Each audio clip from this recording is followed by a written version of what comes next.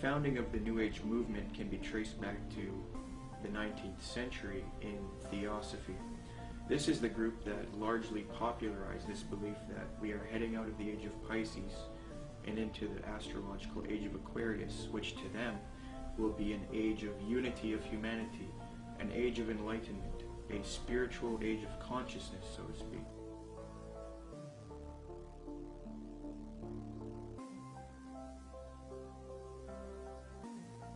Very clear, yes. There's going to be a one world, political, economic, religion, and this is what all the globalists, the elite, the high-level occultists, the high-level New World Order people, this is what they're wanting. This is what the Bible pretty much clearly predicts as well.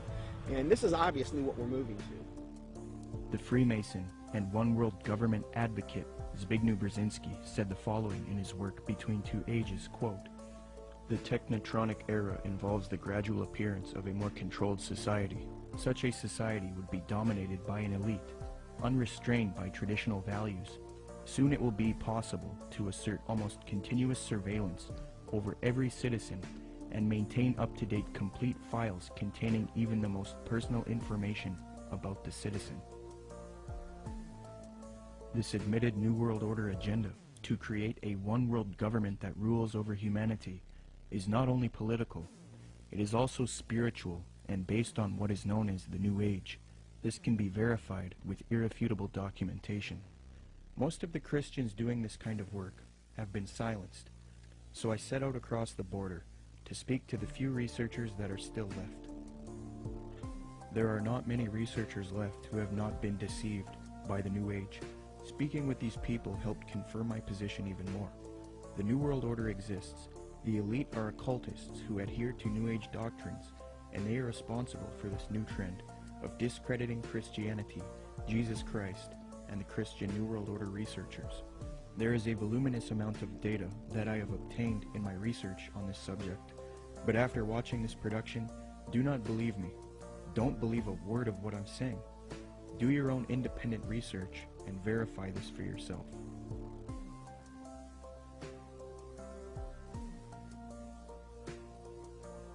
The very word secrecy is repugnant in a free and open society, and we are, as a people, inherently and historically opposed to secret societies, to secret oaths, and to secret proceedings. For we are opposed around the world by a monolithic and ruthless conspiracy. Here's the way they look at it. Here's their metaphor. Adam and Eve were held prisoner in the Garden of Eden by an unjust, cruel, and vindictive God.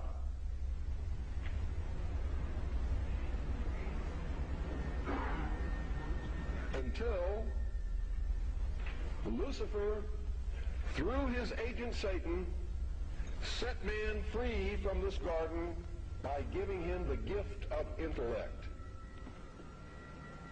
Through the use of intellect, man will conquer the earth, will conquer nature, and will himself become God. It's taught in every Masonic temple in this land. Every secret brotherhood, every secret society, every mystical temple, every occult organization teaches the Luciferian philosophy.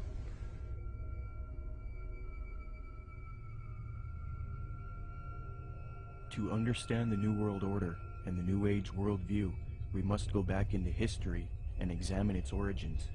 But first we must define our terms. By New Age, I am speaking about a worldview that has many facets and components, such as astrological and zodiacal beliefs in the New Age concept, channeling higher powers to achieve knowledge, meditation, the belief that all is one or forms of monism, the belief that we can attain godhood, esotericism, or in other words, reinterpreting ancient texts to find hidden meanings and unify all religious belief into one, the belief that we need a one-world system for the coming age of Aquarius. By New World Order, I am talking about a political agenda to create a one-world system, one-world government, one-world economy, unity of humanity into one organism, control over humanity, and submission of the masses. But today, the largest countries of the world have agreed a global plan for recovery and reform. I think a new world order is emerging, and with it the foundations of a new and progressive era of international cooperation. To understand what is going on today with respect to the New World Order and the New Age movement, we must have recourse to the 19th century organization called the Theosophical Society. This organization in particular, among others, is largely responsible for the modern New Age movement and the political doctrine known as the New World Order. The founder of this organization was a woman named Helena Petrovna Blavatsky. Born August 12, 1831, Helena Blavatsky was very interested early in her life in the supernatural and the mythological. From 1848 to 1858, Blavatsky would travel the world to ascertain an understanding of the religious traditions of the world. She claimed to have traveled to South America, Egypt, Canada, France, Greece, Mexico, Tibet, India, Germany, and England during this time. It is said that during this travel she learned many mysteries, secrets, and occult knowledge from every walk of life. With all of this new esoteric information in her mind, she moved to New York in 1873. Then in 1875, she formed an occult organization called the Theosophical Society. She founded this society with two men, Colonel Henry Steele Alcott and William Quan Judge. According to Alcott, Theosophy already had thousands of members and branches all over the world by 1885. After New York, Blavatsky and Alcott established the Theosophical headquarters in India, and the membership roster grew increasingly as time went on. Blavatsky's influence came from her writings. Her first book was entitled Isis Unveiled, published in 1877. She started a magazine in 1887 called Lucifer Magazine. Her principal work, The Secret Doctrine, was then published in 1888.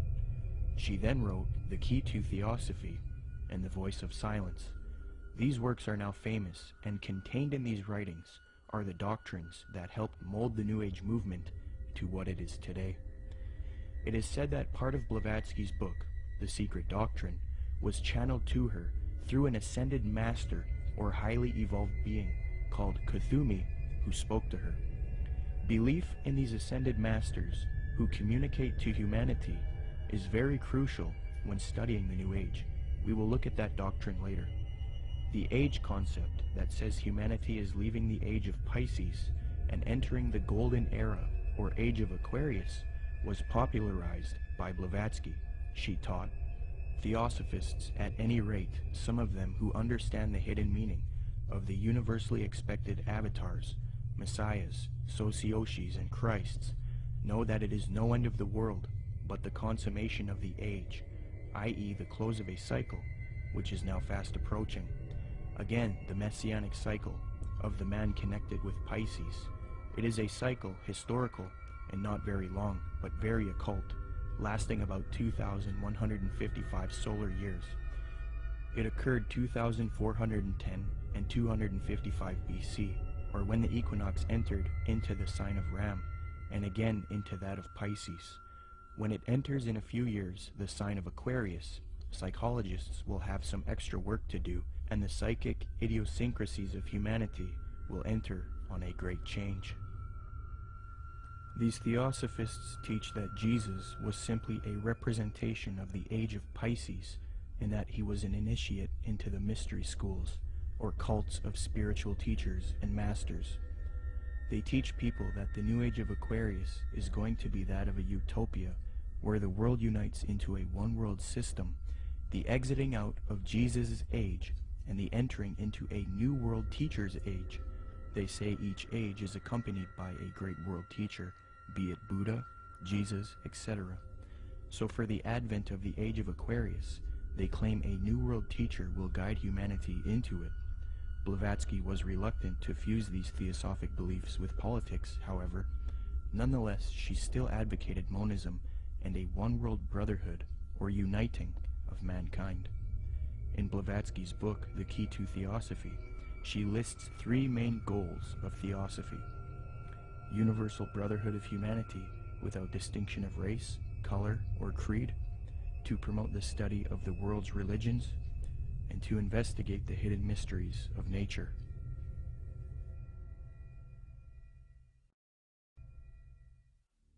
As time went on, Theosophy got very popular.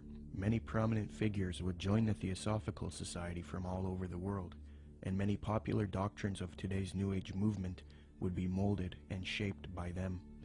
Theosophy is the first major New Age group, and they are largely responsible for many of the modern New Age beliefs, including the belief that Jesus represented the sun god. After studying the occult and the esoteric in depth, I have come to the conclusion that the Zeitgeist movement and the Zeitgeist films are based on Theosophy, Freemasonry, and the New Age. For those who are unfamiliar, in 2007, a man named Peter Joseph released a film called Zeitgeist. This film received millions of views on the internet and became very popular. Then in 2008, Zeitgeist Addendum, the sequel, came out. From there, Peter Joseph established the Zeitgeist movement. Whether Zeitgeist was a film that was intended by Peter Joseph or whoever was behind it to be what it ended up being, I don't know. But I can say that the message that's being expressed by Zeitgeist is without a doubt the most clear depiction of the mystery school ideology. And it's done in such a way to be, it's kind of what I've described as a sort of mystery schools for dummies. It's a way to get people that normally wouldn't be setting foot to any various secret societies. It's a way to indoctrinate them and get them to believe in the same sort of elitist mindset without having to go through any particular initiation. It's also usually accompanied with an idea of pride. That is that the people believe that what they believe is only for a select few, and that sort of has this way of sticking with them, and that nobody believes what I believe, and so it's sort of this elitist mindset that comes with that as well. The first Zeitgeist film was divided into 3 sections. The second section was about 9/11 being an inside job. The third section was about the corruption of the Federal Reserve. I have no real issue with the last 2 sections, but since the release of the first Zeitgeist film, Peter Joseph, the creator, has distanced himself from the 9/11 issue altogether.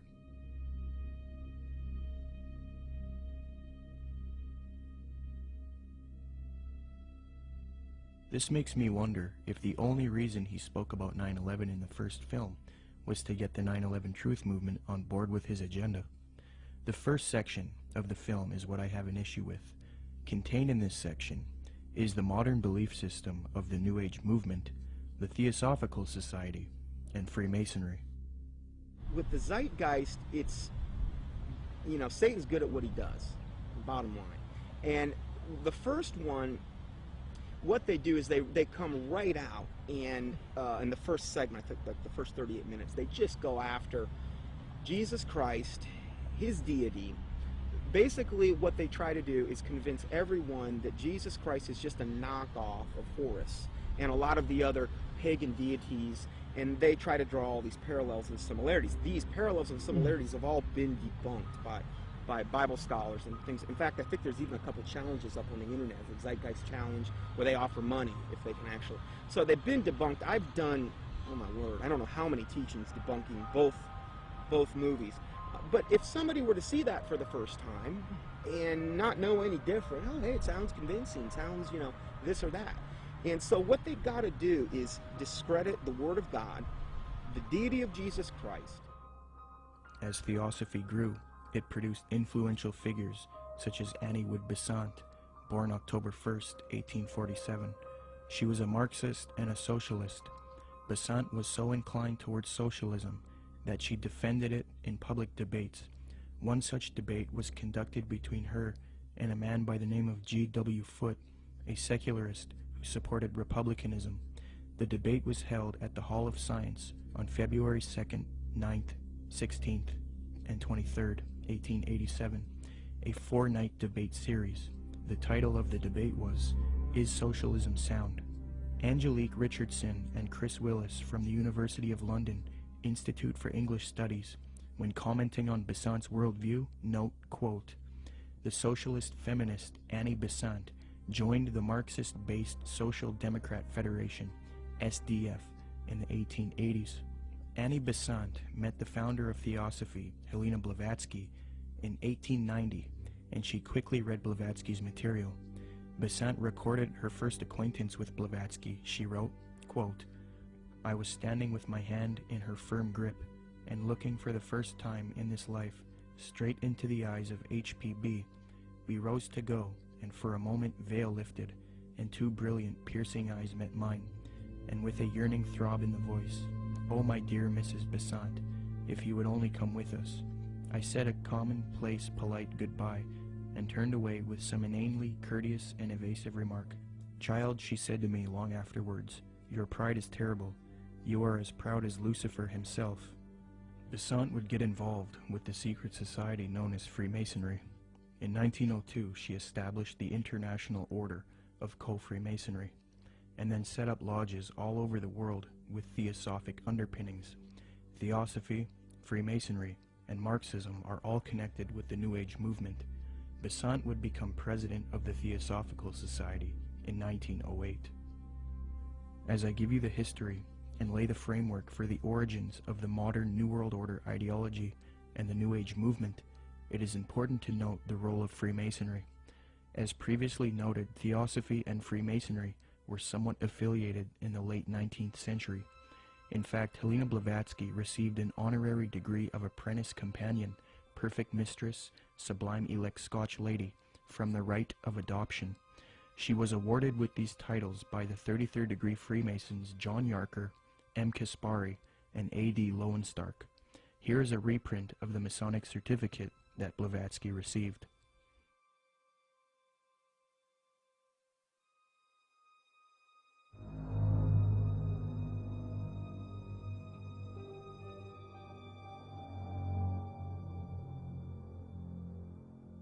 There are many different views on the origins of Freemasonry. I will present the one which I feel is the most evidenced and well documented. Modern speculative Freemasonry wasn't officially established until 1717 in London with the founding of the First Grand Lodge.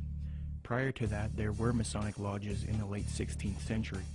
You first have operative Masonry involving those who would work with stone and who were part of a stone guild that built cathedrals and buildings in the Middle Ages. Around the 17th century, these operative Masons started accepting people into their craft who were not simply stoneworkers. Soon Masonry was not simply limited to stoneworkers. They then later developed into modern speculative Freemasonry of today, which involves secret handshakes, codes, symbolism, mythology, and legendary. The earliest documentation of the word Freemason is in the calendar of the Coroner's Rolls of the City of London. This is dated 1378 AD, edited by Reginald Sharp and published in 1913. Commenting on the origins of Freemasonry, Harry Carr remarks, quote, "It developed in Britain out of the building trades and fraternities, whose history goes back some 600 years in England. I do insist, however, that our present-day speculative Freemasonry is directly descended from the operative Masonry, whose beginnings we can trace back to the earliest record of organization among Masons in 1356. As far back as 1917, as modern Masonry was already 200 years old, people were recognizing the connection Freemasonry and Theosophy had. In the 1917 work Heresies Exposed, W. Host remarks, quote, "Freemasonry viewed doctrinally is Theosophy." With respect to the previously mentioned Zeitgeist films and the Zeitgeist movement, I will demonstrate that after a thorough study into these teachings of Theosophy and Freemasonry, it becomes quite clear that this film and movement, which has captivated so many truth seekers, is nothing more than the externalization of Theosophy, Freemasonry, and the New Age to the public. This is important because if it turns out that Zeitgeist is leading people into Theosophical and Freemasonic ideologies, it means that rather than standing against the New World Order One World Government agenda, like the anti-New World Order movement is supposed to be doing, truth seekers are actually associating themselves with ideologies and organizations that are connected to the New World Order, which I will also demonstrate. I will now qualify this hypothesis since I have laid the foundation for Theosophy and Freemasonry. Theosophy and Freemasonry. Theosophists and Freemasons, as part of their esoteric doctrine, taught that Jesus was the sun god, the S-U-N, in the sky, and that he was based on the age of Pisces within the zodiac. The Marxist Theosophist Annie Besant taught her students, quote, "Then the sun retrograded into Pisces at the time of the birth of Jesus Christ, the Pisces influence being shown by cures performed by stepping into pools of water, Christ choosing his first apostles from fishermen," unquote. Similarly, the founder of Theosophy, Helena Blavatsky, taught, quote, "Ichthus, a fish. Some of his early disciples were fishermen. Pisces, a conventional shape for the fish," unquote. The notorious Freemason Manly Palmer Hall taught, quote, "During the age of Pisces, the fish was the symbol of divinity, and the sun god fed the multitude with 2 small fishes." In another context, Blavatsky reinforces Theosophy's belief about Jesus, quote, "For the salvation of the world, this was the sun, shorn of his golden rays, and crowned with blackened ones, symbolizing this loss as the thorns. Jesus and even Apollonius of Tyana were but epitomizers of the history of the sun." These doctrines are very sacred to Theosophists and Freemasons. The first section of the first film, Zeitgeist, externalizes these same Theosophic and Freemasonic beliefs, fringe views that historians and scholars dismiss. Zeitgeist repeats, quote, "Jesus is the Son of God. Now Jesus is the figure who ushers in the age following Aries, the age of Pisces," unquote.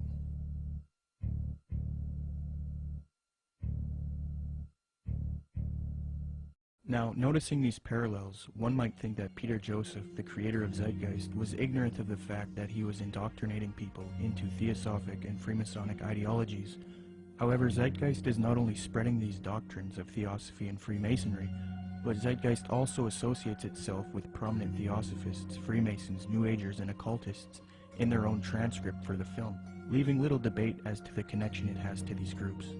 Zeitgeist listed all of its sources for the film in its online transcript, and among the names of people appealed to are Helena Blavatsky, the founder of Theosophy, the Freemason Albert Churchward, New Ager Acharya S., New Ager occultist and theosophical apologist Jordan Maxwell, the Druid Gerald Massey, Edward Carpenter, the socialist and acquaintance of Theosophist, Freemason, and Marxist Annie Besant, the Freemason Manly P. Hall, and the Druid Godfrey Higgins, who is associated with Helena Blavatsky.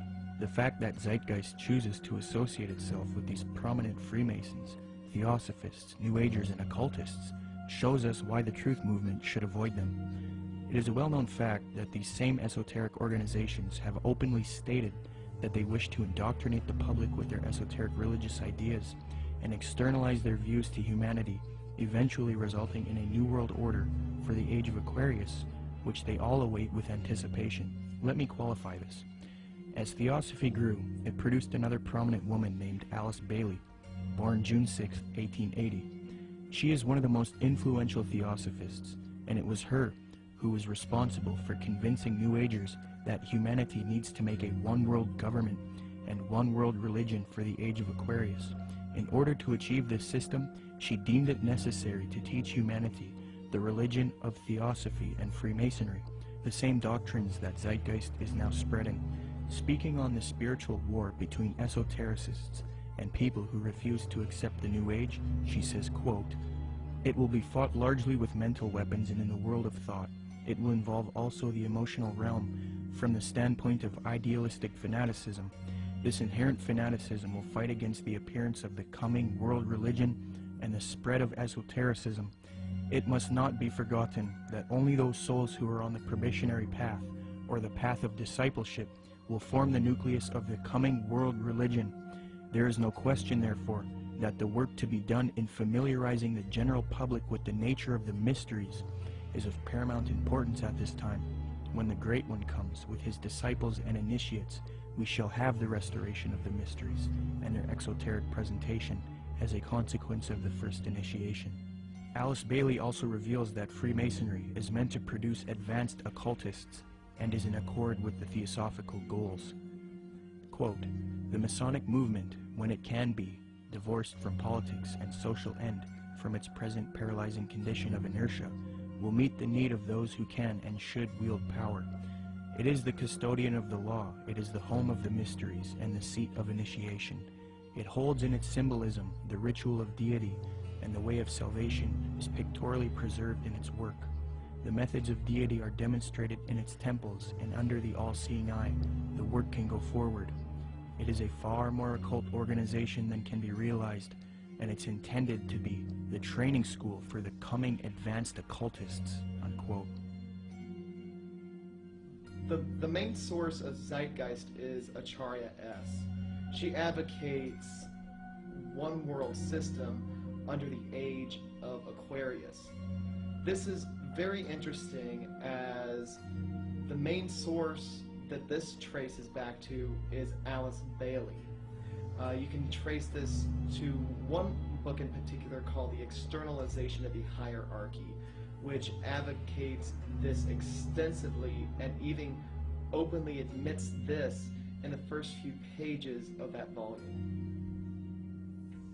In his book, The Arcana of Freemasonry, the Freemason Albert Churchward that Zeitgeist appealed to gave the following admission, quote, "Can the unity of the world be accomplished by Freemasons?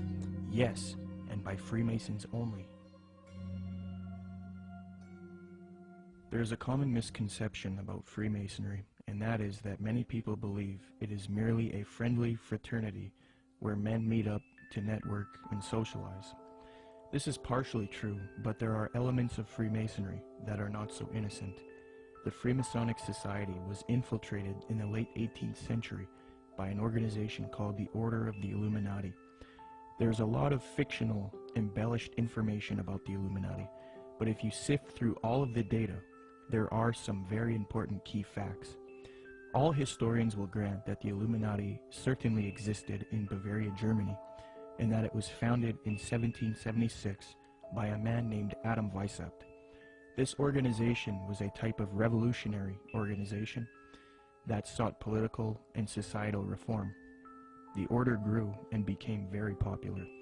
It was then outlawed by the patriotic ruler of Bavaria, Duke Karl Theodor.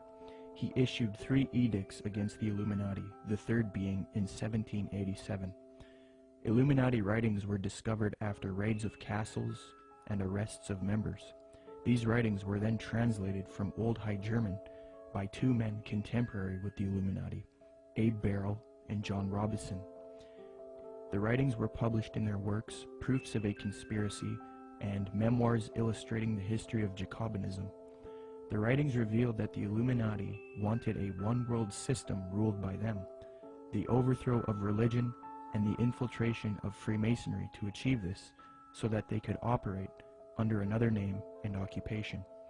The founder of this order, Adam Weishaupt, stated, quote, "Do you realize sufficiently what it means to rule in a secret society, not only over lesser or more important of the populace, but over the best of men, over men of all ranks, nations, and religions, to rule without external force, to unite them indissolubly, to breathe one spirit and soul into them, men distributed over all parts of the world." The prolific Freemasonic author and historian Albert Mackey reports, quote, "To give the order a higher influence, Weishaupt connected it with the Masonic institution, after whose system of degrees and esoteric instruction and of secret modes of recognition it was organized. The order at first was very popular, and enrolled no less than 2,000 names upon its registers, among whom were some of the most distinguished men of Germany. It extended rapidly into other countries, and its lodges were to be found in France, Belgium, Holland, Denmark, Sweden, Poland, Hungary, and Italy. The original design of Illuminism was undoubtedly the elevation of the human race, but it cannot be denied that in the process of time, abuses had crept into the institution, and that by the influence of unworthy men, the system became corrupted. So fused with Freemasonry in the 18th century was the doctrine of elitism and globalization, the overthrow of religion, namely Christianity. The question is, did the Illuminati cease to exist after it was outlawed in Bavaria, or did it live on? According to historians like Mackey and others, the Illuminati infiltrated Masonic lodges all over Europe before it was persecuted by the Bavarian government. So with that in mind, How could the Bavarian government stop this order if it was already all over Europe? The answer is they couldn't have. The Illuminati was too big, and thus it continued under Freemasonry. The French historian Henry Martin reports, quote, Vicept proposed as the end of Illuminism the abolition of property, social authority, nationality, and the return of the human race to the happy state in which it formed only a single family, without artificial needs, without useless sciences, every father being priest and magistrate. President George Washington himself was convinced that the Illuminati existed after 1785, when it was outlawed in Bavaria. He corresponded with the Reverend named G.W. Snyder, voicing his concerns about the Illuminati. This was written 13 years after the Illuminati was outlawed in Bavaria.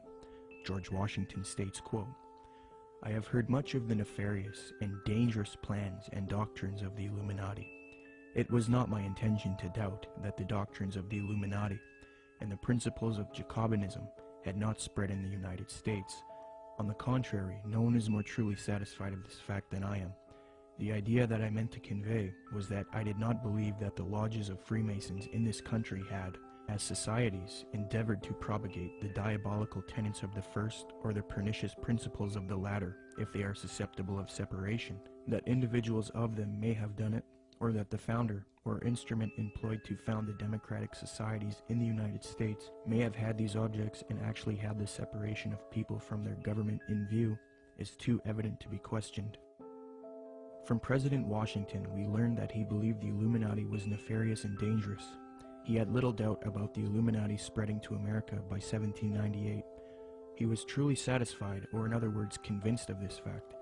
He thought it was too early for whole Masonic lodges to be striving for Illuminati objectives, but he did believe individuals within American lodges were certainly doing so.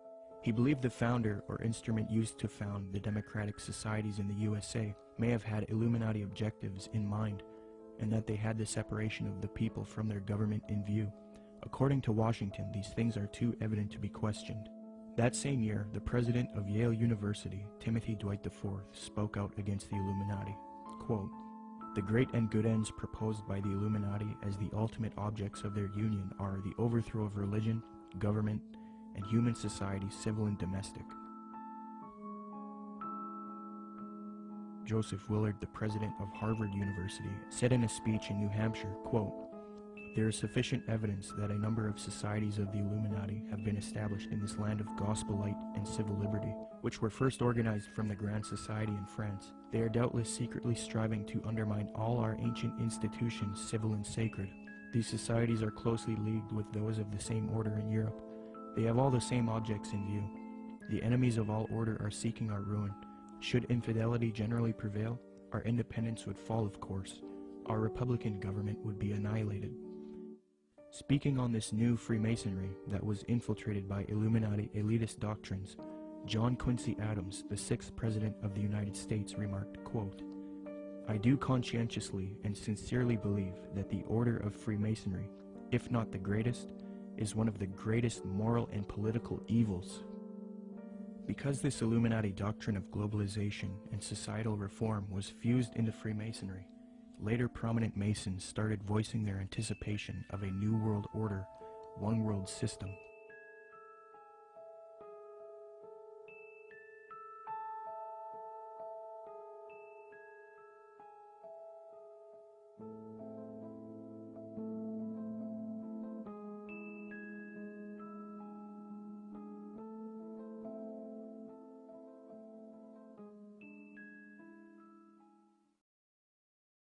Freemasonry is just one of many ways to get people into the occult.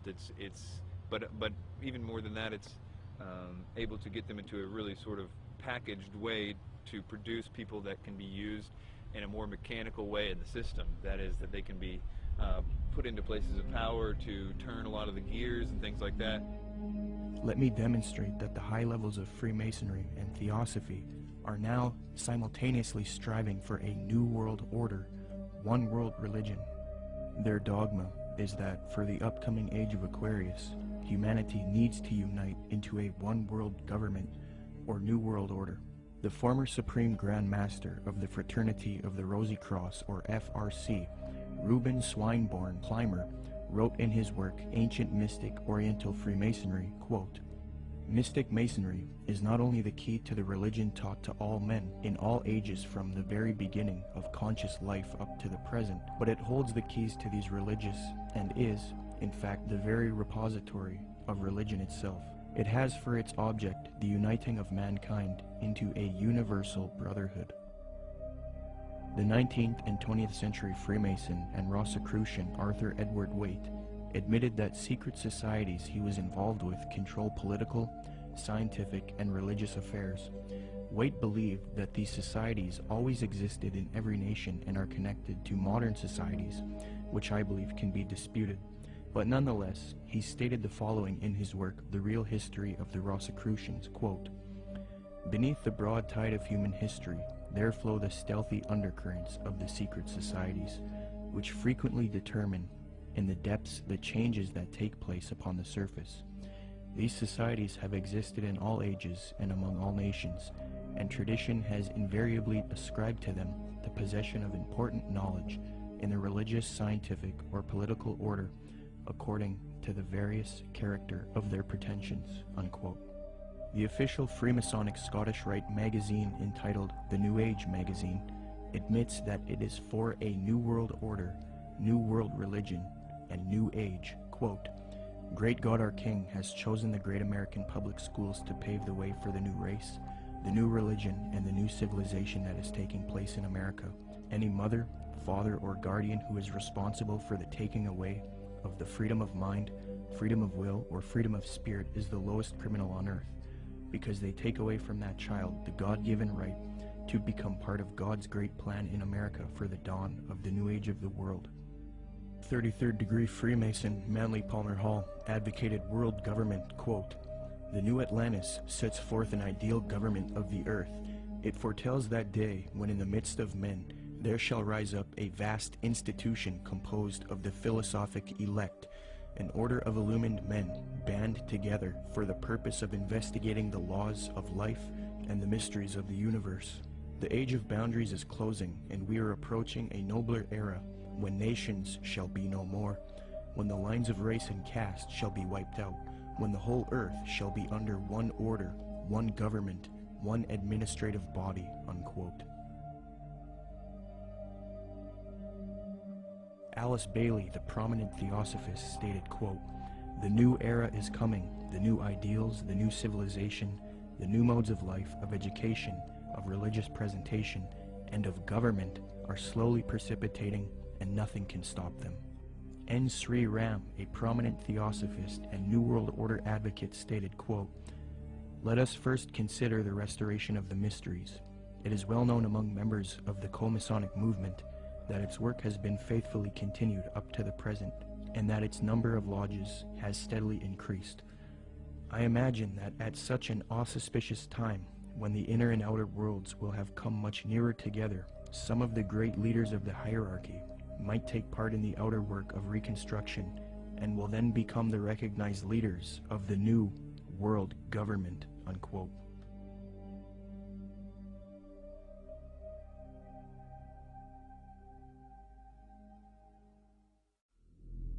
This was written by Manly P. Hall. Manly P. Hall was both a Grand Master within Freemasonry, and he was a Grand Master in the Illuminati. And he says, "All of sincere heart will find consolation in the conviction that powers beyond and above human corruption continue to administer the destiny of the globe. It would be a mistake to confuse the governing bodies with the various sects which pretend to authority but give no indication or proof that they can manage efficiently even their own affairs." Now, Manly P. Hall knows who he's referring to here because he's part of that secret body. But of course, he speaks positively of it. The Zeitgeist films and movement have more ties to Theosophy and Freemasonry. At just 2 minutes into the second Zeitgeist film, Zeitgeist Addendum, a lecture of a man by the name of Jiddu Krishnamurti is played. Jiddu spent much of his childhood in southern India. Jiddu's father was a member of the Theosophical Society in southern India. When Jiddu was a boy, he was discovered by the Theosophist C.W. Ledbetter. Ledbetter was a man who was brought up on charges of immoral behavior with young boys, yet he still had a close relationship with the president of Theosophy, Annie Besant. Ledbetter and Besant would adopt Jiddu and take him to England. They raised him and brainwashed him into the Theosophic esoteric teachings. They were convinced that he was their return of the Christ and that he would lead humanity into the age of Aquarius as the world teacher for the New Age. Jiddu thought he was the Christ for many years due to being brainwashed, and he would give lectures speaking with authority on esoteric and occult matters. However, Jiddu became reluctant, and after many years decided not to be the Christ of Theosophy. He was a false Christ, and he later departed from Theosophy. He did retain connection with Theosophists, and devoted the later part of his life to giving lectures on New Age spirituality. He authored many books on the subject as well. The fact that Zeitgeist would include this man in their film, knowing his deep connection with Theosophy, should demonstrate to everyone the New Age esoteric nature of the Zeitgeist films and movement. One of the main claims of Zeitgeist is that the gospel story of Jesus is derived from the stories of previous pagan gods. They attempt to draw parallels between Jesus and these other gods to try to show that the story of Jesus is just a copycat story. Subsequently, these claims have all been debunked by scholars and historians. Zeitgeist appealed to Acharya S. for this theory. These claims can be found in her book, The Christ Conspiracy. Interestingly, it was the founder of Theosophy, Helena Blavatsky, and the Marxist Theosophist Annie Besant who popularized these types of arguments and inserted them into the New Age movement. The emphasis is removing uniqueness from Jesus Christ and Christianity, because to the New Ager, humanity is leaving Jesus' age of Pisces, which they believe is now evil. According to them, many people are still stuck believing in Christianity, holding the world back from their new spirituality. So what better way to fix this problem than to discredit the avatar of the previous Piscean age, Jesus Christ? They will even go as far as to say Jesus never existed in order to lead people away from Christianity. Thus the masses are now on board with the new Aquarian world order. Even modern New Agers around today will utilize this deception. New Age spokesman and disciple of Alice Bailey in Theosophy, Benjamin Creme, states, quote, "The 5 major initiations which take one to liberation have their symbolic enactment in the life of Jesus. That is what the gospel story is really about. It is a very ancient story and has been presented to mankind again and again in different forms long before the time of Jesus," unquote. When one compares Acharya S.'s book, The Christ Conspiracy, to Helena Blavatsky's book, Isis Unveiled Volume 2, it becomes quite clear where Acharya got much of her material. For extensive rebuttals to this copycat thesis, see the following books, videos, and articles. The 3 things that Zeitgeist adopts from Theosophy and Freemasonry with respect to theology are 1. The belief that the story of Jesus was copied from other religions. 2. That Jesus is a representation of the sun. And 3. That Jesus ushered in the age of Pisces. It makes sense why Theosophists would spread these views, because they want a world system for the age of Aquarius, and in discrediting Christianity and connecting Jesus to astrology, they can get apostate Christians on board. But why then does Zeitgeist spread this propaganda? Interestingly, the creator of Zeitgeist, Peter Joseph, has wanted a world system or utopia paradise on Earth since the release of the first Zeitgeist film. And as far as the spiritual aspect of life, you know, we're all pure spirituality. Of course there's something outside of understanding, because we're just a fragment inside this larger whole. I end Zeitgeist with a very positive note. We're talking about the consciousness, the whole consciousness, because you can scientifically orient yourself and even more importantly, spiritually orient yourself into a collective consciousness to realize that we're all one organism. And the moment people stop dividing themselves up and generating religious division, political division, the moment people stop fighting amongst themselves is the moment paradise will dawn. Similarly, Zeitgeist's main source, Acharya S., has advocated the New Age of Aquarius that the elitist Theosophists and Freemasons await in her 1999 work, The Christ Conspiracy, quote, "But the future is now, and the maneuvers are being unveiled. As far as Christianity's role in this new age, Carpenter states, quote, Christianity, therefore, as I say, must either now come frankly forward and acknowledge its parentage from the great order of the past, seek to rehabilitate that, and carry mankind one step forward in the path of evolution, or else it must perish. There is no alternative. Despite the vilification of the so-called New Age movement, the fact is that we are entering into a new age. The age referred to in the gospel tale is that of Pisces, and through contrivance and duplicity, coercion and slaughter, the fish god Jesus, the Piscean solar avatar, has indeed been with us, but now it is the close of the age, and his time is over. As Hancock says, we live today in an astrological no man's land, at the end of the age of Pisces, on the threshold of the new age of Aquarius. Traditionally, these times of transition between one age and the next have been regarded as ill-omened. Ill-omened verily, as the ongoing destruction of the earth and the endless warfare over ideology will indeed produce the Armageddon so long awaited and planned by those who cannot live for today but must look towards an afterlife. By realizing the cultural unity revealed behind the Christ conspiracy, however, humanity can pull together and prevent this fall to create a better world. 75 years before Zeitgeist's main source Acharya-S penned that admission, the former president of Theosophy, Annie Besant, wrote something almost exactly the same, quote, The equinox will reach the sign of Aquarius, coinciding the great cycle of influence. We can indeed hope to put a complete end to all the influence of the past cycle, with its tyranny, slavery, war, and cruelty. This is one of the great transitional epochs, and the karma before humanity as a whole, and to every group in particular, is to reform itself from slavery, female subjection, war, and cruelty, and establish a civilization based on humanness and interest in spiritual matters. New Age author Gail Fairfield explains what is expected for the supposed upcoming age of Aquarius. She states, quote, The sign of Aquarius is the sign of focused concepts. It concentrates intently on developing its ideas and then applies them to the betterment of humankind. It has talent for rapidly correlating all the information available into a political, ethical, spiritual, technological system.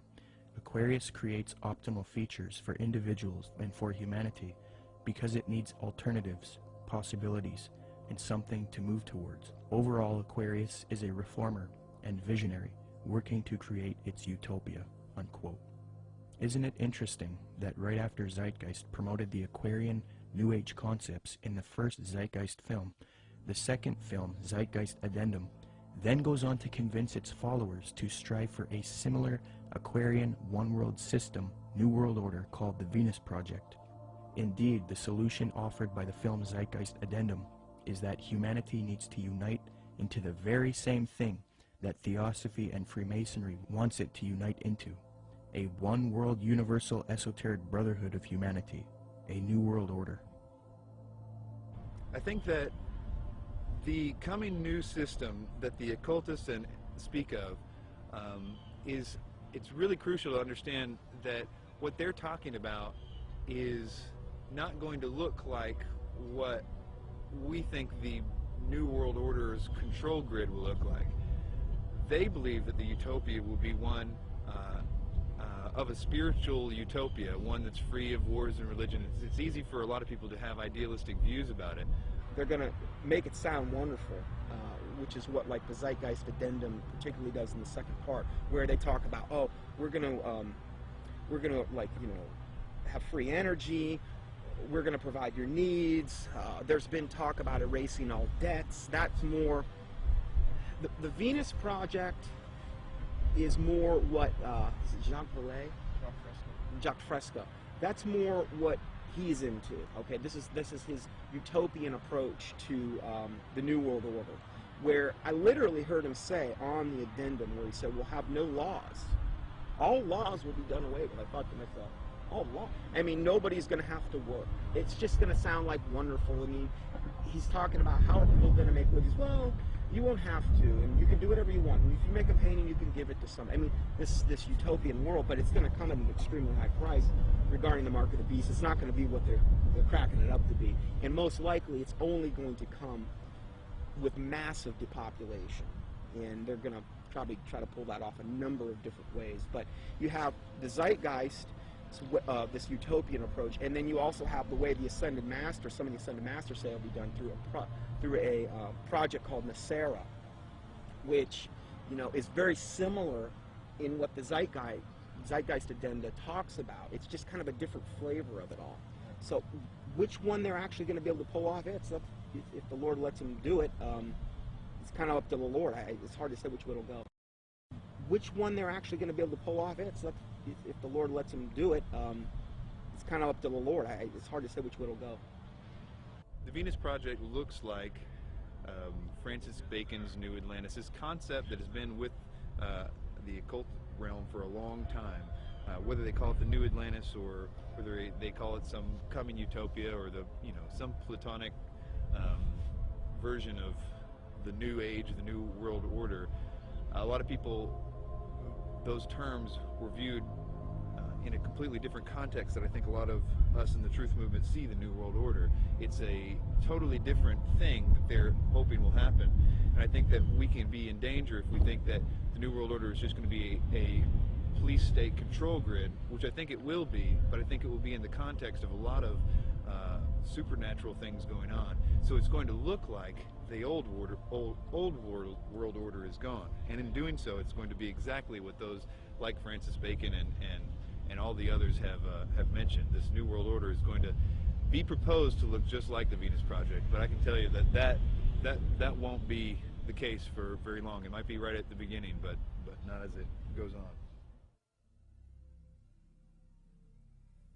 According to the New Agers, Theosophists, as well as many elitists and Freemasons, there exists a group of highly evolved men and women called the Masters of Wisdom. These powerful groups claim that Buddha, Krishna, Muhammad, and Jesus were all masters of wisdom, and that a being named Maitreya is the leader of these beings, who in turn is subject to the true leader, Sanat Kumara.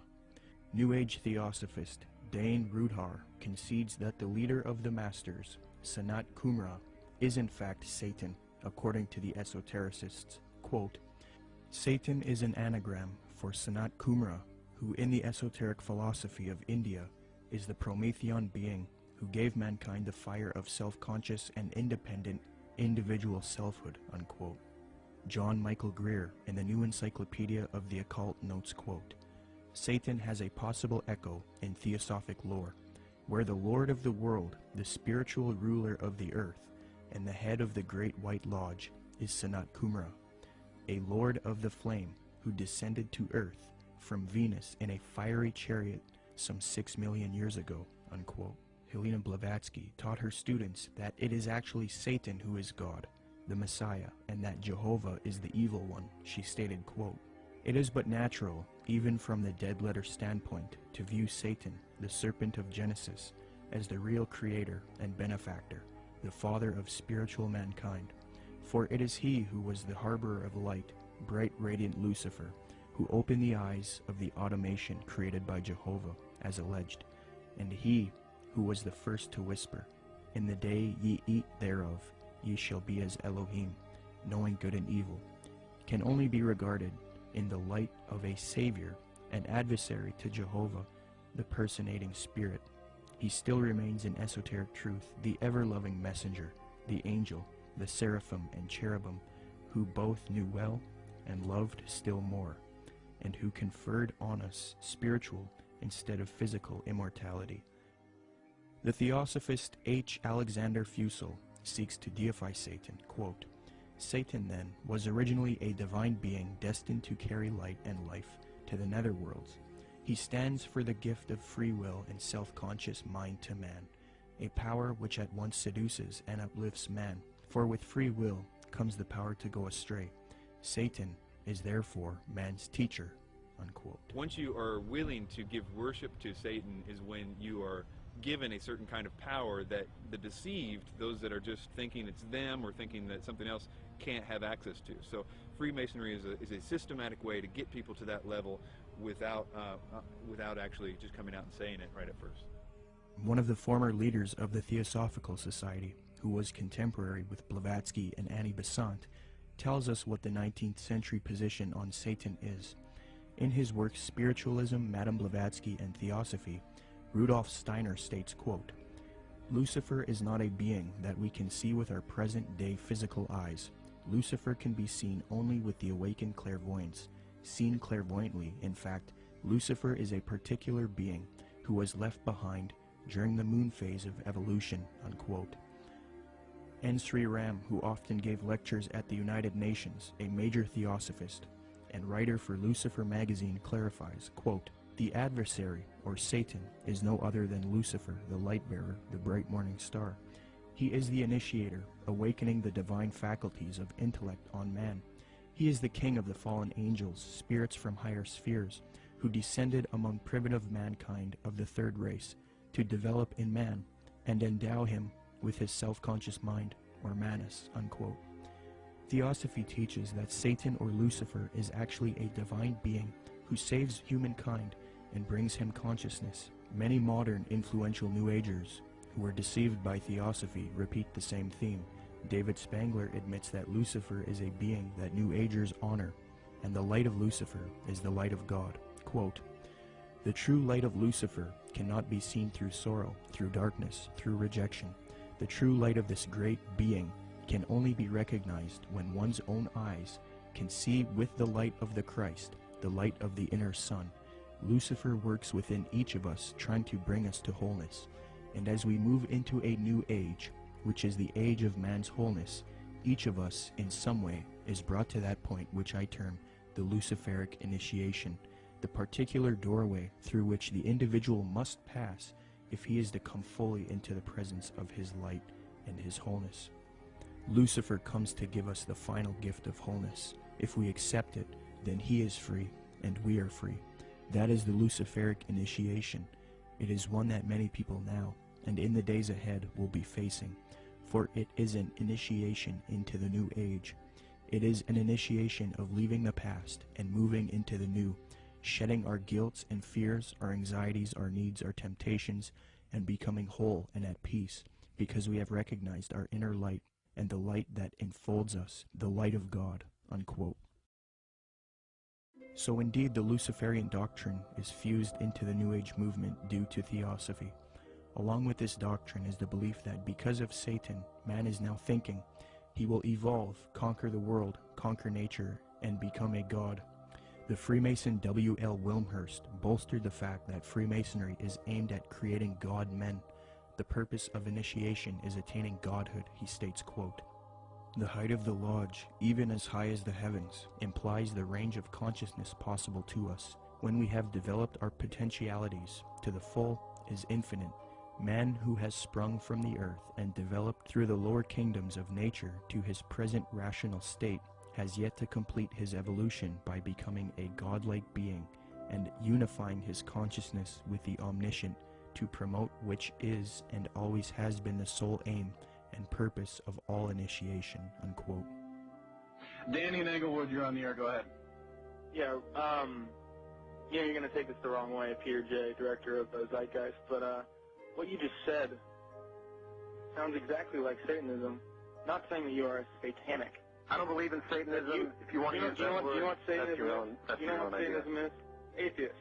People who do not believe in a God. People who believe that man is a God. That's what Yeah, that's Satanism correct. is. You are God. Okay, then you are a Satanist. You are God. You are God. You are God.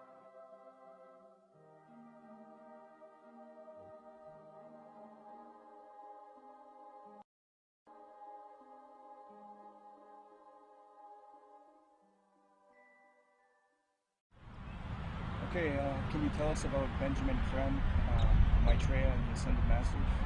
Okay, well, Benjamin Creme was born in 1922, and in 1959 he was contacted by one of the masters, Ascended Masters. They don't really get real specific who actually contacted him first, but what they did is asked him if he wanted to participate in this coming, where he would actually talk about and be kind of like the John the Baptist for the coming Maitreya, as they called him. And he accepted, and in 1975 he started Share International, which is kind of like the mouthpiece for who they call Lord Maitreya.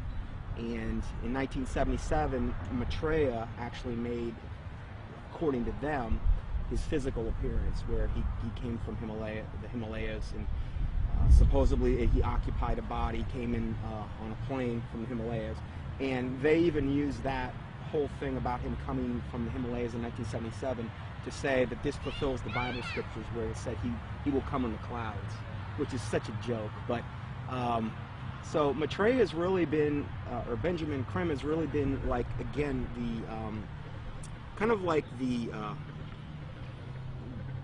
false version of John the Baptist for Maitreya ever since, really. He's went around, lectured. He lectures at different various occult groups. He lectures at Masonic halls and these types of things, places where he feels comfortable at. And he's been trying to herald in Maitreya for a long time. They've made many predictions where, you know, they said, okay, he's most likely going to appear within this time frame, and most of the time they've just got everything wrong. So they'll say, well, he could appear any moment, but we don't really know when. The New Age religion, folks, is going to have a worldwide leader, a charismatic political and religious leader that they call Lord Maitreya. At least so far that's who they call him, or that's what they call him. This individual, as far as I know, has not made his public appearance yet, but the New Agers claim that he is on the earth at the present time. They claim that he came to live with the Asian community in East London, England, in July 1977 by descending from his ancient retreat in the Himalaya mountains along the border of India and Tibet. They further believe that his imminent emergence into full public view is assured. They also claim that this individual is the one that the Christians call Christ, the Jews call the Messiah, the Buddhists call the fifth Buddha, the Hindus call Krishna, and the Muslims call the Imam Mahdi. In other words, all of the major religions of the world are awaiting the arrival of this one individual. And they say that he is on the earth now, patiently waiting for the appointed time to reveal his existence to the peoples of the world. They say that he will apparently assume the leadership of all of these religions, and when he does, he will create a one-world religion. The New Agers have written that in the esoteric tradition, previously defined as being intended for or understood by only a chosen few as an inner group of disciples or initiates, in other words, the esoteric means hidden. They claim that the word Christ is not the name of an individual, but the name of an office or function within the spiritual hierarchy of masters. They claim that the masters are a group of perfected men who have guided human evolution from behind the scenes for centuries, and they believe that this Lord Maitreya is that Christ. Now, Manly P. Hall has written of this individual by identifying him as, quote, the way, the truth, and the life, which coming to every life redeems all who accept it, unquote. Since Jiddu Krishnamurti, featured in Zeitgeist Addendum, failed as the world teacher responsible for ushering in the Age of Aquarius one-world system, Theosophists, Freemasons, and occultists have been waiting for their world teacher since then. Well, on January 9th, 1959, a student of Alice Bailey and Blavatsky, who was already familiar with the doctrine of the Ascended Masters, Benjamin Creme, would come into contact with powerful forces who would appoint him to introduce Maitreya, the world teacher, to humanity. Creme's first experience is as follows. On January 3rd, 1959, Creme became possessed by an energy, and a message from an outside force said to him, "Go to Blackfriars Bridge, south side, Blackheath side, on January 9th, 9:30 p.m. So on January 9th, 1959, Benjamin Creme followed these instructions and crossed Blackfriars Bridge in London, walking to the south side. There was no one about. It was deserted. There was a car waiting at the far end of the bridge. He walked beside the car and looked inside of it. There were some people in it who he did not know, but one of them was a man who told him he had been receiving messages from the Ascended Masters. From there, Creme started receiving messages again from this force, who he now believed were these Ascended Masters that Theosophy invented. This entity told Creme to pull out his tape recorder. It began giving Creme long dictations, which he repeated into the tape recorder. The entity said, "Now our master Maitreya himself has something important to tell you." Creme then claimed to be overshadowed by Maitreya, this leader of the Ascended Masters. In a sense, he was possessed by Maitreya. Creme claims that the experience was that of total identification with everything and everybody in the world, a kind of universal experience such as he had never felt. He was filled with a foreign tremendous energy. Creme claimed to have seen a vision of himself in the future, as well as Maitreya, the world teacher, who ushers in the age of Aquarius, one world system. Later he was instructed that he would help introduce Maitreya to the world. Since then, Creme started an organization called Share International. They have a website as well. It is aimed at promoting Maitreya and the teachings of Theosophy and the New Age. Creme admitted that he was influenced by Helena Blavatsky and Alice Bailey. Quote, "To many today, this awareness includes the recognition of higher states of consciousness attained by those who make up the emerging spiritual kingdom, the masters and initiates of the world. Their existence was first revealed in modern time by H.P. Blavatsky, co-founder of the Theosophical Society, as long ago as 1875.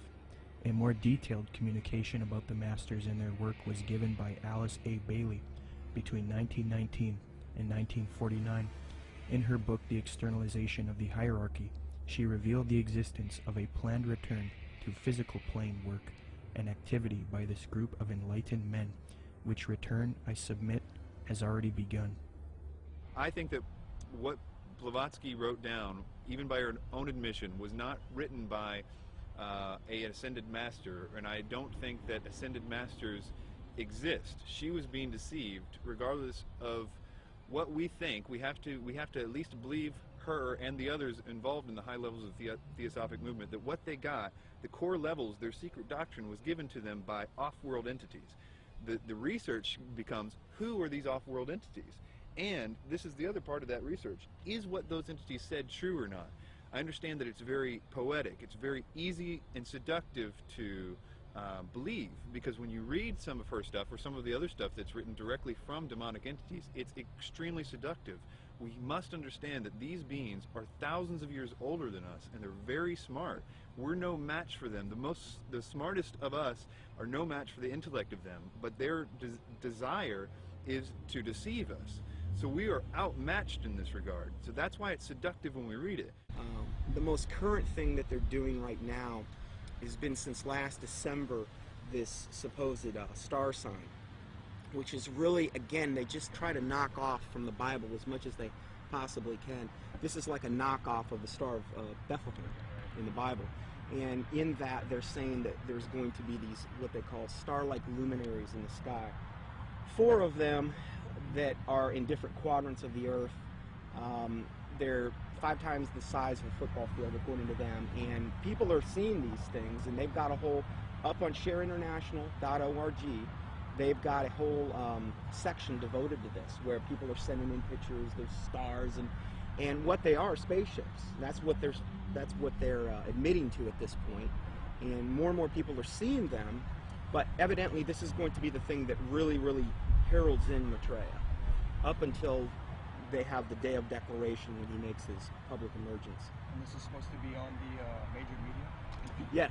Yes. When he makes his big debut, what they've said is they've already secured an interview with a major U.S. TV network, and then one in Japan, I believe, as well. So during this time, he's going to, the day of declaration, supposedly he's going to basically telepathically communicate with masses and masses of people.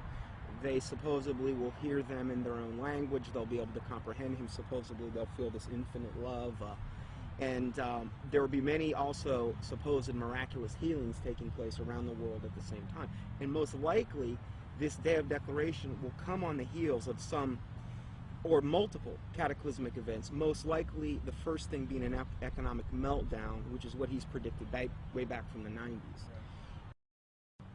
And what does Maitreya promise? What does he want to achieve? What are his goals?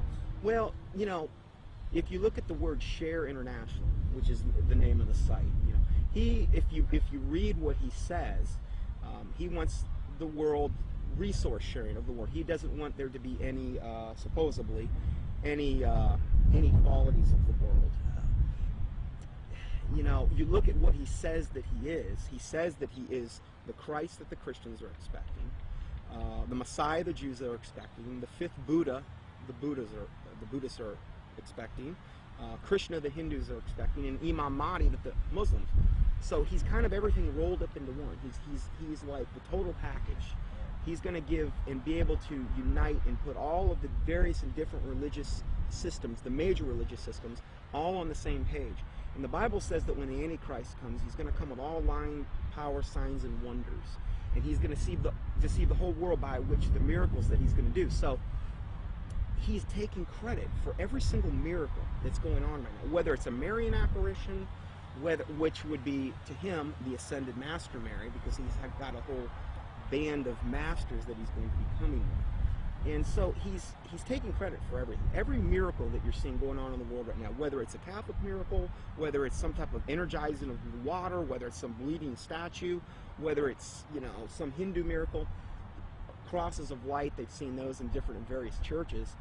He's taking credit for all of that. And I think what we're going to see and what he says we're going to see, in fact, I just read this in their last report, Benjamin Creme has said also with the UFO sightings, he says they're going to increase up until the time when he makes his emergence. And he's going to come on the scene. He's going to be able to explain all of this and try to put everybody on the same page.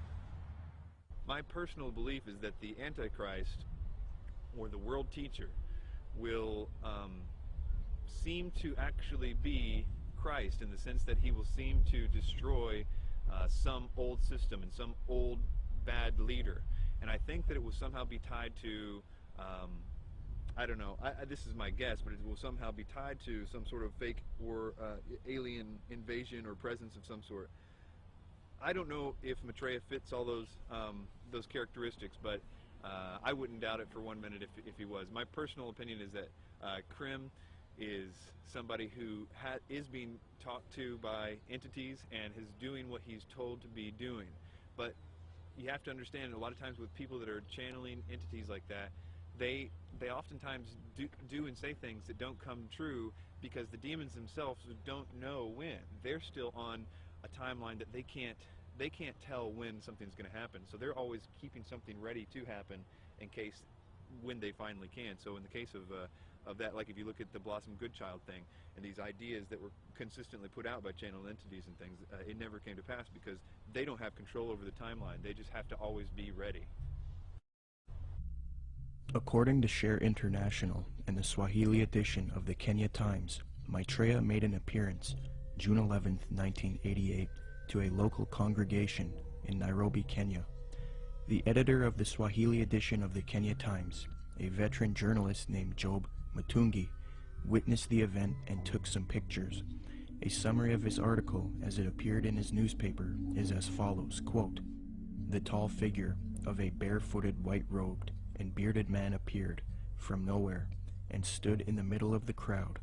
He was walking slowly towards the new church building, away from the tent. Mary walked with him side by side. I stared at the stranger without blinking, wafted on top of his turbaned head, his feet, and his entire body. In clear Swahili, which had no traces of accent, the strange man announced that the people of Kenya were blessed, especially those who had gathered at the venue that afternoon. We are nearing the time of the reign of heaven, but before that I shall come back and bring a bucket full of blessings for all of you, the man said." A bucket full of blessings is a reference to the astrological symbol for the age of Aquarius. Aquarius is depicted as a man carrying a pitcher of water in the zodiac. But continuing with the article, quote, "It took the crowd nearly 20 minutes to recover after the man left the meeting in a car belonging to a Mr. Gurnam Singh, who offered to give him a lift. But it will probably take Mr. Singh his lifetime to recover from the shock he got 2 minutes later. On reaching the bus terminus, the man informed Mr. Singh to stop the car. On getting out, he walked a few paces beside the road and simply vanished into thin air." New Age expert and attorney Constance Cumbey, author of The Hidden Dangers of the Rainbow, had stumbled onto this Maitreya figure in her research in the 80s. Her book, published in 1983, was the first book to give a full expose on Maitreya and Benjamin Creme. On page 21, she notes a Denver Post interview conducted by Jack Kissling speaking to Benjamin Creme, quote, "Won't the advent of a single world religion annoy the hierarchies of all the current Orthodox religions?" I asked. "More than that," he said with a smile. "They will be shocked. I dare say they will be among the last to accept the Christ." But according to Kissling, Creme said confidently, "It will come because it must. We will begin to live," he said, "as potential gods," unquote. Constance Cumbey also notes that Creme is a Luciferian by citing a WLAC radio interview, quote, "In a November 9, 1982 radio interview over WLAC, Nashville, Benjamin Creme told the entire Bible Belt that Lucifer came to planet Earth from planet Venus 18.5 million years ago and made the supreme sacrifice for us," unquote. Constance Cumbey had direct contact with Benjamin Creme face-to-face in Detroit, Michigan. I had the opportunity to meet this brave woman, and she showed me the place in which she had attended a lecture by Benjamin Creme.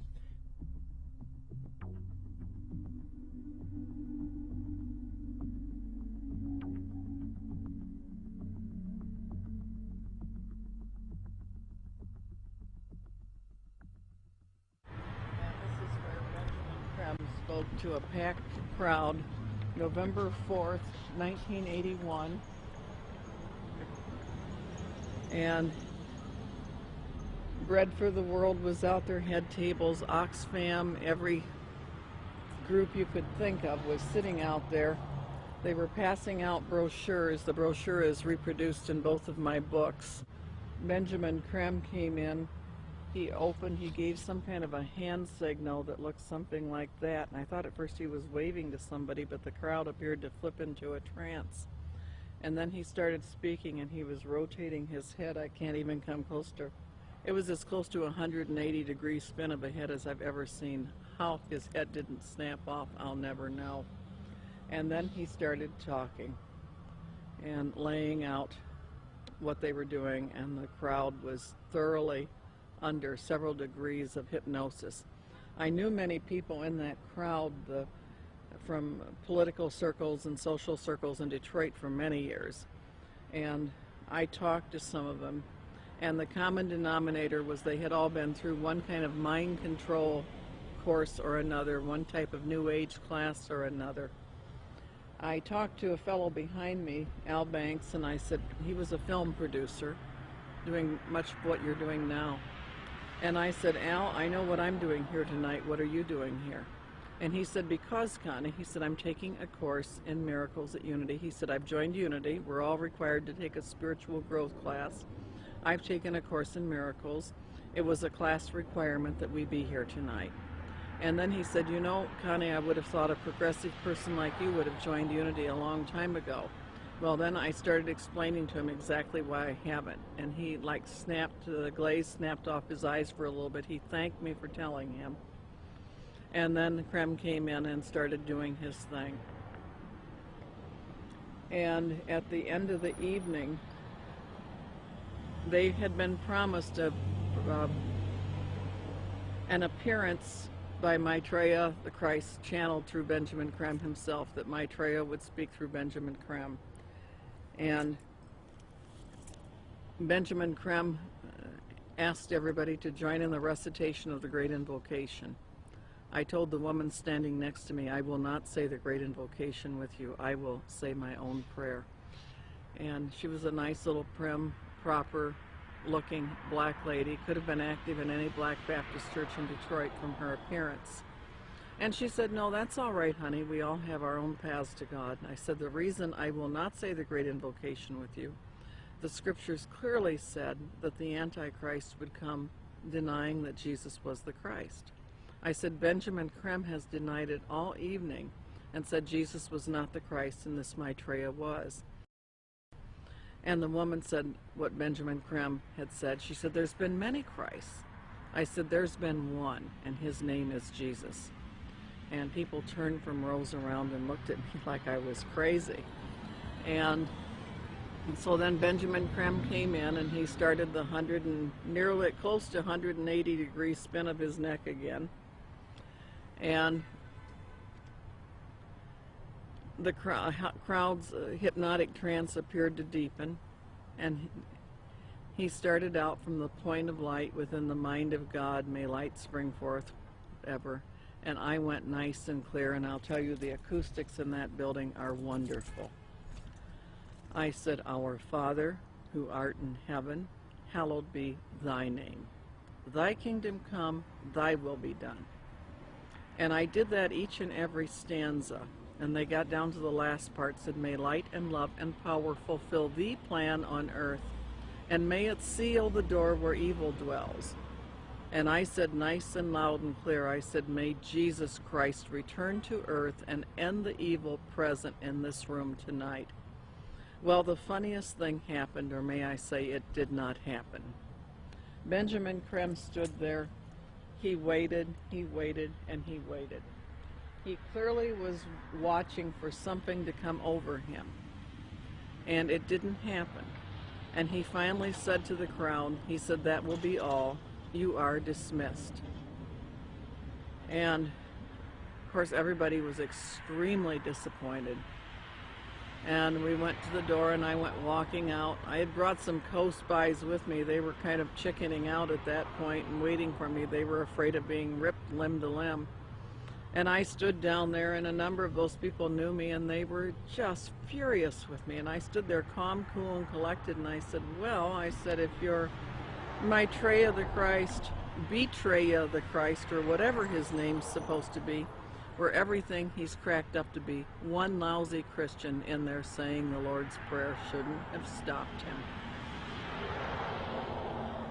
And Benjamin Creme has never come back to Detroit, although that was probably the most successful night financially and crowd-wise that he'd had in the United States. The following is a video taken in Iraq at a Shia Muslim festival. Share International and Benjamin Creme have put out that this is indeed an appearance of Maitreya, the supposed world teacher for the age of Aquarius, one world government. Commenting on this video, Share International reports, quote, Imam Mahdi, unexpected appearance, proclaims the title of a video posted on YouTube. A miraculous figure of glowing brilliant white light appeared on a video filmed in Karbala, Iraq, on the night of Ashura, 6 January 2008. This Shia Muslim ceremony commemorates the martyrdom of the grandson of the Prophet, Hussein, whose tomb is in Karbala. Benjamin Creme's master confirms that the light figure is Maitreya, Imam Mahdi to the Muslims, and that his dance-like movements with a sword remind us of his coming with the sword of cleavage. Could this be real, or is it a hoax? Is Maitreya real, or is he a hoax? Whatever the case may be, it turns out that it is not only New Agers and occultists who believe in this Maitreya, but politicians, presidents, and elitists also follow Maitreya. Wayne Peterson, a retired American diplomat and admitted supporter of Maitreya with connections to the Pentagon and the United Nations, stated the following about Mikhail Gorbachev and the White House in a Vision magazine interview, June 20th, 2000. Reporter Kendall Klug asks, I believe Mikhail Gorbachev has publicly stated his belief of the existence of Maitreya. Do you know if this is true? Wayne Peterson answers, I have one little story I could tell you about Gorbachev. A friend of mine who has worked with the World Bank went to the Heads of State conference in Europe and gave a speech where he borrowed many of Maitreya's ideas for economic reform out of a book by Benjamin Creme that I had given him. He told me that he had read the book on his flight to Europe and realized that his keynote address to these world officials, especially presidents and prime ministers, it was a very high-level meeting, was going to be very boring, with many having heard similar sentiments over and over. So he thought he would throw in some of Maitreya's ideas into the speech. The country he was in had a reigning monarch who invited him to lunch the next day. When he showed up for lunch, there were 16 to 20 people there, including Mr. Gorbachev. The monarch of this country said to my friend, I suppose you're wondering why we invited you here today. Well, we are all curious about where you got those ideas for your speech, which you presented yesterday. He said that my friend Wayne gave me a book written by Benjamin Creme about Maitreya's mission. Immediately they nodded their heads. We thought so, was the apparent response. That's why we invited you here. We all know of Maitreya, and we're doing what we can for him. But we are not able to say anything publicly because we are world leaders. We each have our own public to deal with. Only one person there stood up and said that they could use his name to legitimize these sightings, and that was Mikhail Gorbachev. He was the only man in the room who would say, "Use my name if you want." The reporter asks, "Do you think President Clinton has had an experience with Maitreya?" Wayne Peterson: "I don't know if President Clinton has. I believe that former President Bush has. We used to have transmission meditation groups that Maitreya had asked us to do around Washington, D.C. People who were interested in Maitreya and the reappearance story would get together once a week in Georgetown, in the home of President Bush's main counselor at the White House. President Bush came over to this house for dinner one night, and the hostess was in the dining room as President Bush asked her, 'What do you think? I'm running against Clinton in this election. Am I going to win?' She said, 'No, Mr. President, you are not. Maitreya has already said that you are going to lose to Clinton.' Bush never challenged her, but merely said, 'Yeah. He didn't ask who Maitreya was. He was very quiet, and then said, 'I think I've got to go now.'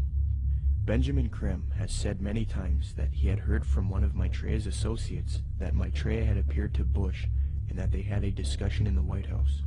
So that incident with my meditation group seemed to confirm that Bush did in fact know of Maitreya. I do know people in the White House have been visited by Maitreya many times, and the people I'm talking I've seen on the front page of the Washington Post, standing next to the president." In a December 19, 2008 London Telegraph article, Major Media Organization, Mick Brown praises Maitreya and Benjamin Creme, stating, quote, "This week has come encouraging news for anyone with an interest in signs and wonders, or desperate for a chink of light in the prevailing gloom, which probably means most of us. A savior is at hand."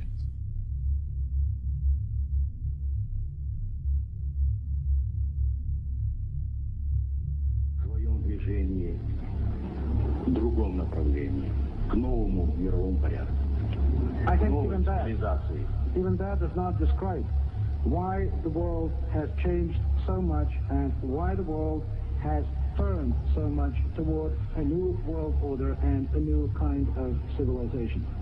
Maitreya is one of the main theosophy in Maitreya. The whole UN movement, the whole Lucius Trust movement, world goodwill, they're going out of the way to try to discredit it and say, well, you know, Jesus, all he really was a disciple of Maitreya. He's still a disciple of Maitreya. Maitreya is over him, and Jesus, they believe what happened is Jesus heralded in the age of Pisces. Now what we're going to be doing is now we need to herald in the age of Aquarius. This is where the New World Order comes in, and this is what Maitreya is going to bring. So we're going to de-emphasize Jesus, and we're going to move over to Maitreya. Jesus is just a disciple of Maitreya anyway, according to them.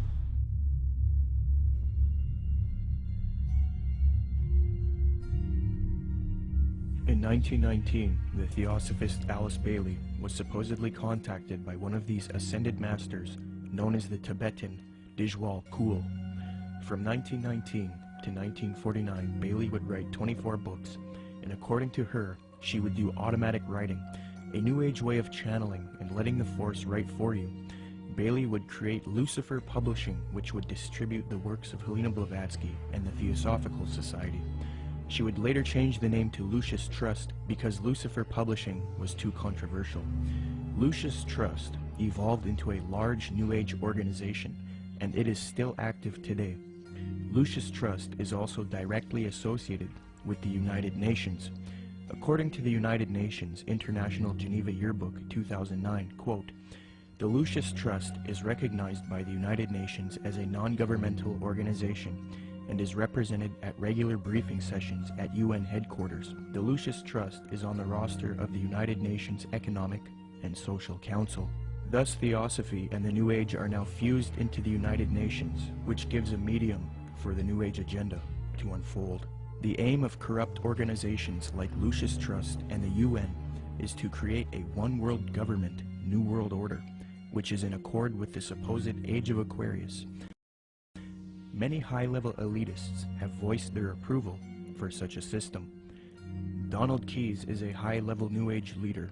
Humanity, says Keyes, is, quote, on the verge of something entirely new, a further evolutionary step unlike any other, the emergence of the first global civilization. David Rockefeller, the owner of the Chase Manhattan Bank, called for a New World Order openly in his book Memoirs, quote, for more than a century, ideological extremists at either end of the political spectrum have seized upon well-publicized incidents, such as my encounter with Castro, to attack the Rockefeller family for their inordinate influence they claim we wield over American political and economic institutions.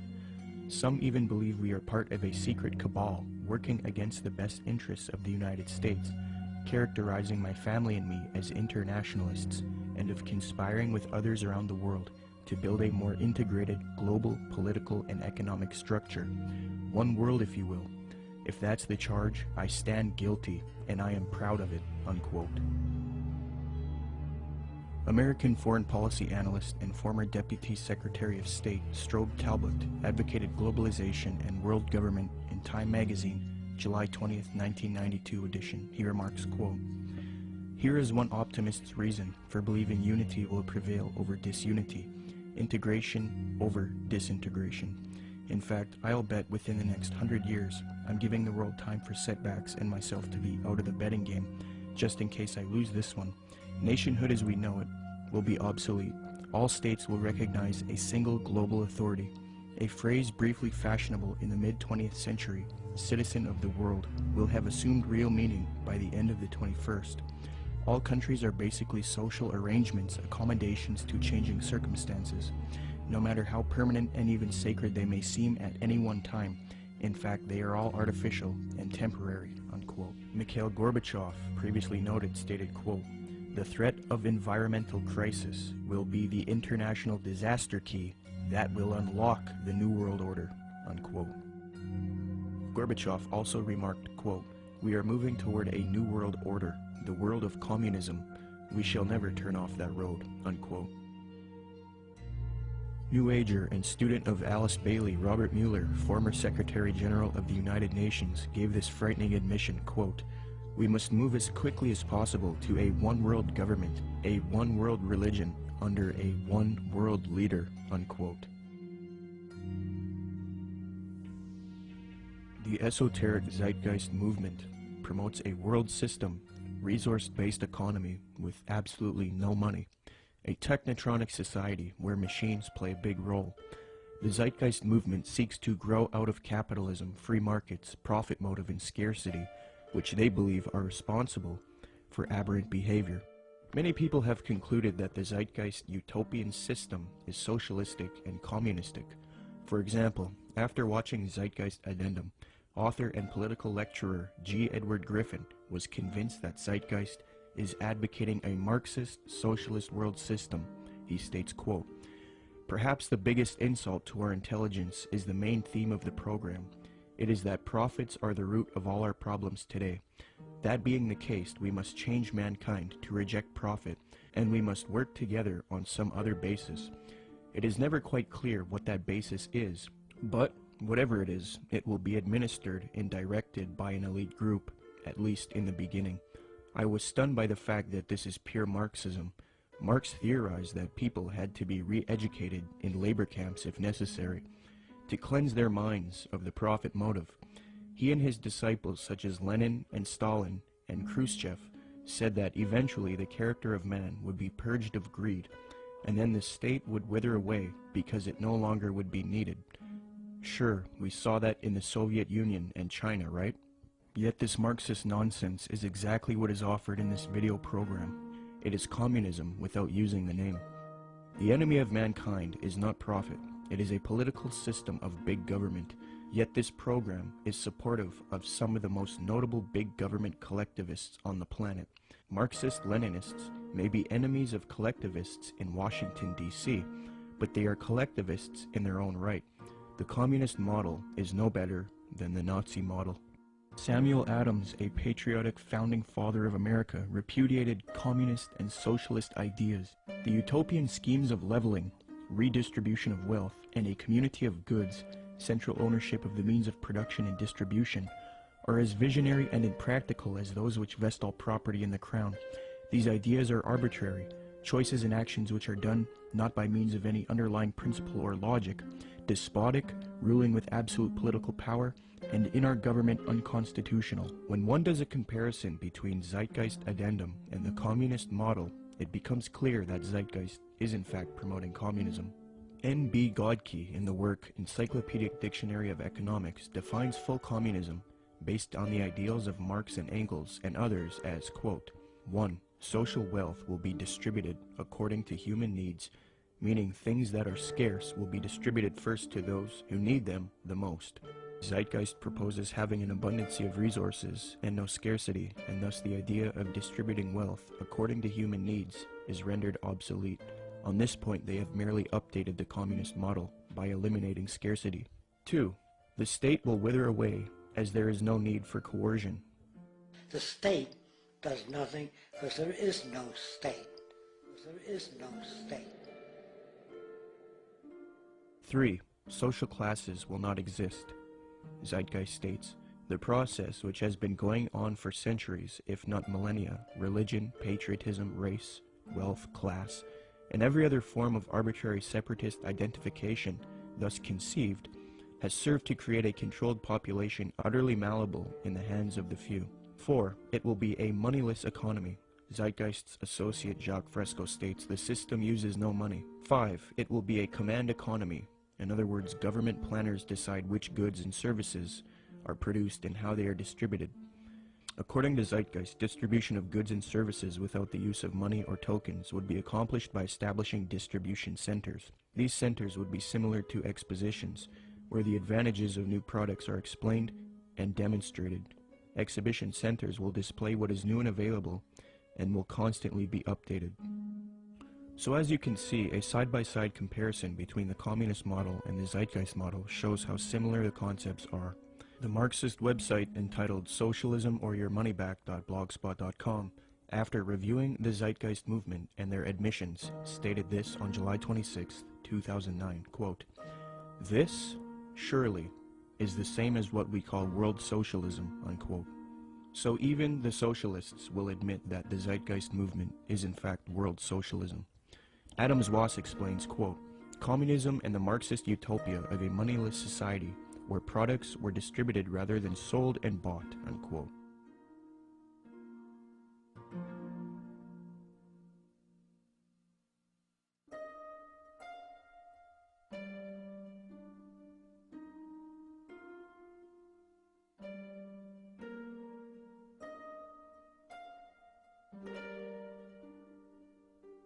Zeitgeist's main source, Acharya-S, promoted the founder of communism, Karl Marx, on her website.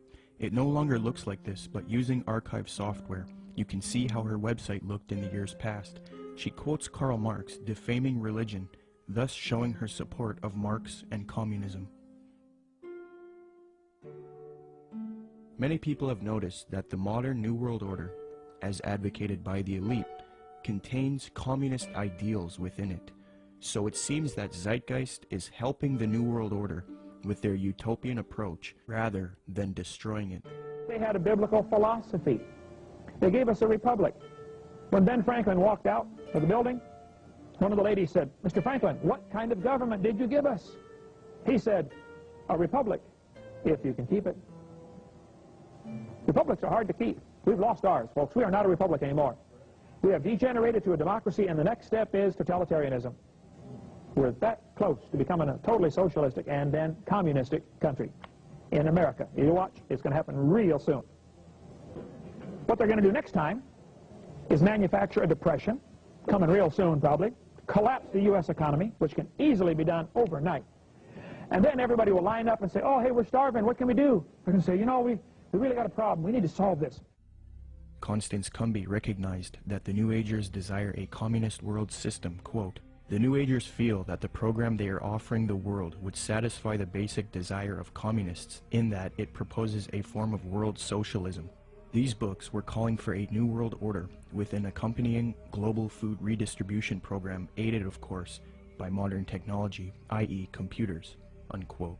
A redistribution program aided by modern technology and computers is exactly what the Zeitgeist movement is advocating. Notice how similar Zeitgeist's plan is to the New Age agenda just mentioned in Constance Cumbey's book, and the Zeitgeist orientation lecture Peter Joseph states. Just as each city has a central organizational dome which functions as the brain along with its nervous system, consisting of computerized environmental monitoring via satellite and electronic probes, the larger world complex absorbs each city and monitors the broad spectrum of the environment, making sure there isn't a problem or material resource needed in any of the individual cities, while also regulating larger order processes for all the cities and the environment as a whole.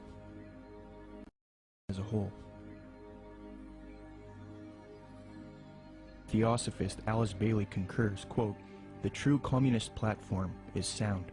Thus, it is not surprising why Zeitgeist advocates a similar system, as the connection they have to Theosophy and the New Age has already been established. Zeitgeist is merely the fulfillment of the New Age agenda, yet they are not telling you that.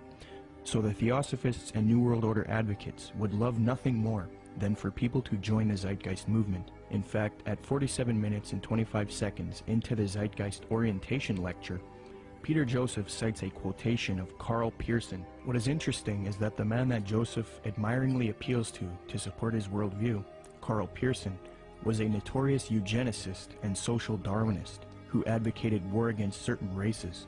He was a socialist and contemporary of Karl Marx.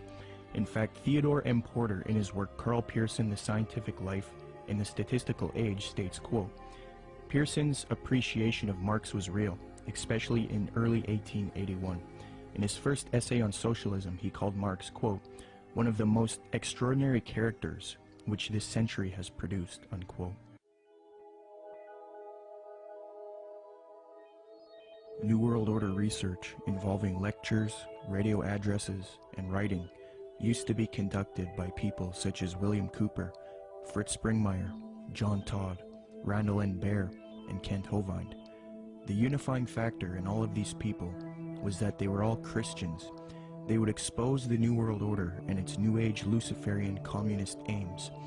They would promote belief in Jesus Christ and the Word of God, and tell people to resist the mystery religions of Theosophy and Freemasonry while exposing them. However, all of these men have either been murdered or framed and jailed, silenced.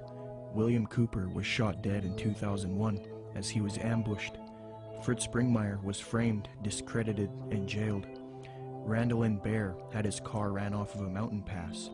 John Todd was framed, discredited, jailed, and then murdered. Kent Hovind was singled out for tax evasion and then jailed. Okay, so Fritz Springmeier, you knew him, right? Yes. Okay, you got some letters from him, is that? Yes, when Fritz, when they put Fritz in prison, and there's been, it was pretty much a trumped up charge of, I think marijuana or something, talk of robbing a bank, this type of stuff. He got put in prison, and I started corresponding with him at that point because I had read several of his books and actually talked to him personally on several occasions. And we really, all we could do at that point is correspond. Right. So I've got several handwritten letters from him. And the last time I had heard from him was several years back, and he had been in it wasn't his fault, and I think it might have been arranged where he was in a fight. He didn't fight back. Yeah. The guy came and he told me that he was just using his head like a soccer ball, essentially. Really? Oh, it was sad. Wow. It was sad. And Fritz, he never complained in his letters. Yeah. He never, it wasn't like he was like, oh, woe is me, I'm in prison and this or that. He always had a great attitude. He was trying to help other people in there. Yeah. I believe he had a ministry going. Amen. And, I can't say enough good about Fritz Springmeier.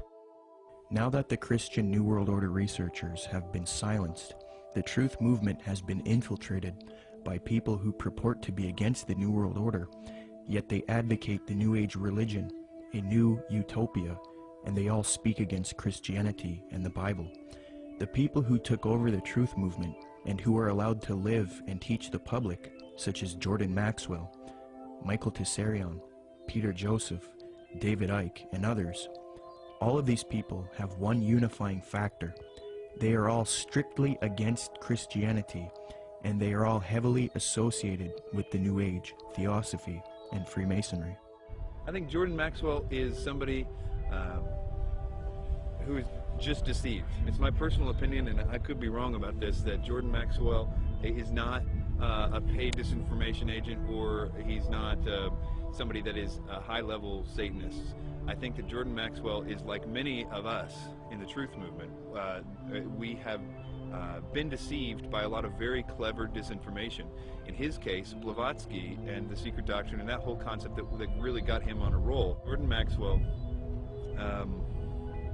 is a person who believes that the entities that he's involved with, that he had experiences with in the desert, etc., were Pleiadians. And I think that he thinks that they chose him to teach the world certain things. So in that context, it's very hard for him, or really anybody, to break free of that paradigm, because in that paradigm he gets to be this super special individual, and we all are vulnerable to that. If we have supernatural experiences where entities tell you that you are the chosen one and that you're going to do something, it's very hard not to believe them, because that's what you want. And so it's very hard, and of course, in doing so, in thinking, okay, these guys, these Pleiadians are on my side, when in actuality they're demons, they would coax him to do certain things, like he mentioned later, to go into these seances or whatever.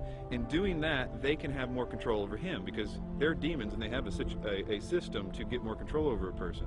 And if they do that, then he can start to be used more thoroughly by them, and he can do exactly what he promised them that he would do, to be a channel for them. And that's what his life has been about, being used, despite his probably very good intentions. He has been a tool of the New World Order.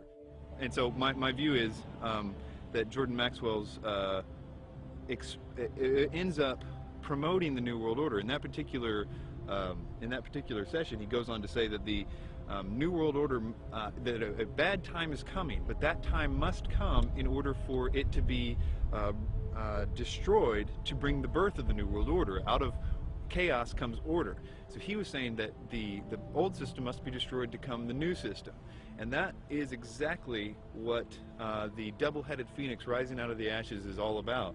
The old system of the New World Order is what we see building up all around us. It is going to get really, really bad, but it is going to be destroyed, in a sense, because that faucet is being run by evil. We all know that the things that are happening to the world right now are being done because of evil. So if evil's causing all those things, evil can also turn that faucet off at just the right time in order to make it seem like whoever stopped it, and therefore is the savior. So that new system will seem like the utopia that Jordan Maxwell says we all need to wait for.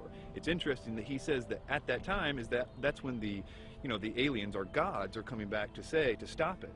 That's the deception. That's what the people in the have been saying of the occultists, saying that that's what the demons are going to do for a long time.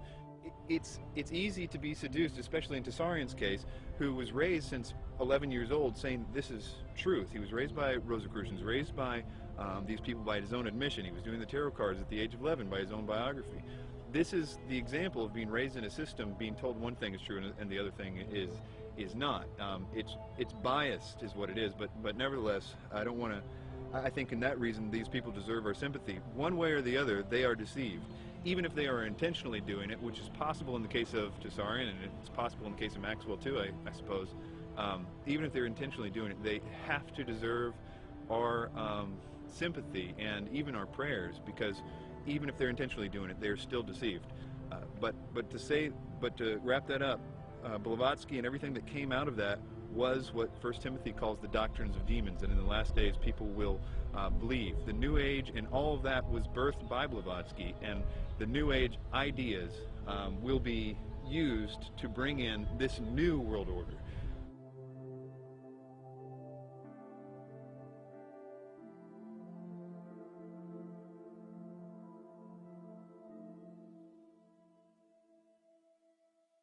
The negative impact of population growth on all of our planetary ecosystems is becoming appallingly evident.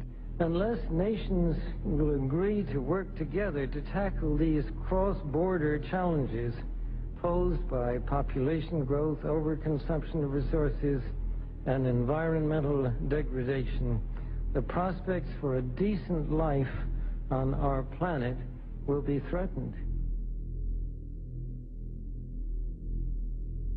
But this callous disregard for the right to life of every human on the face of the earth has been predicted before in the New Testament. John was moved to write, quote, "Yea, the time cometh, that whosoever killeth you will think that he doeth God's service," unquote. The New World Order, ladies and gentlemen, will sail in on a sea of blood.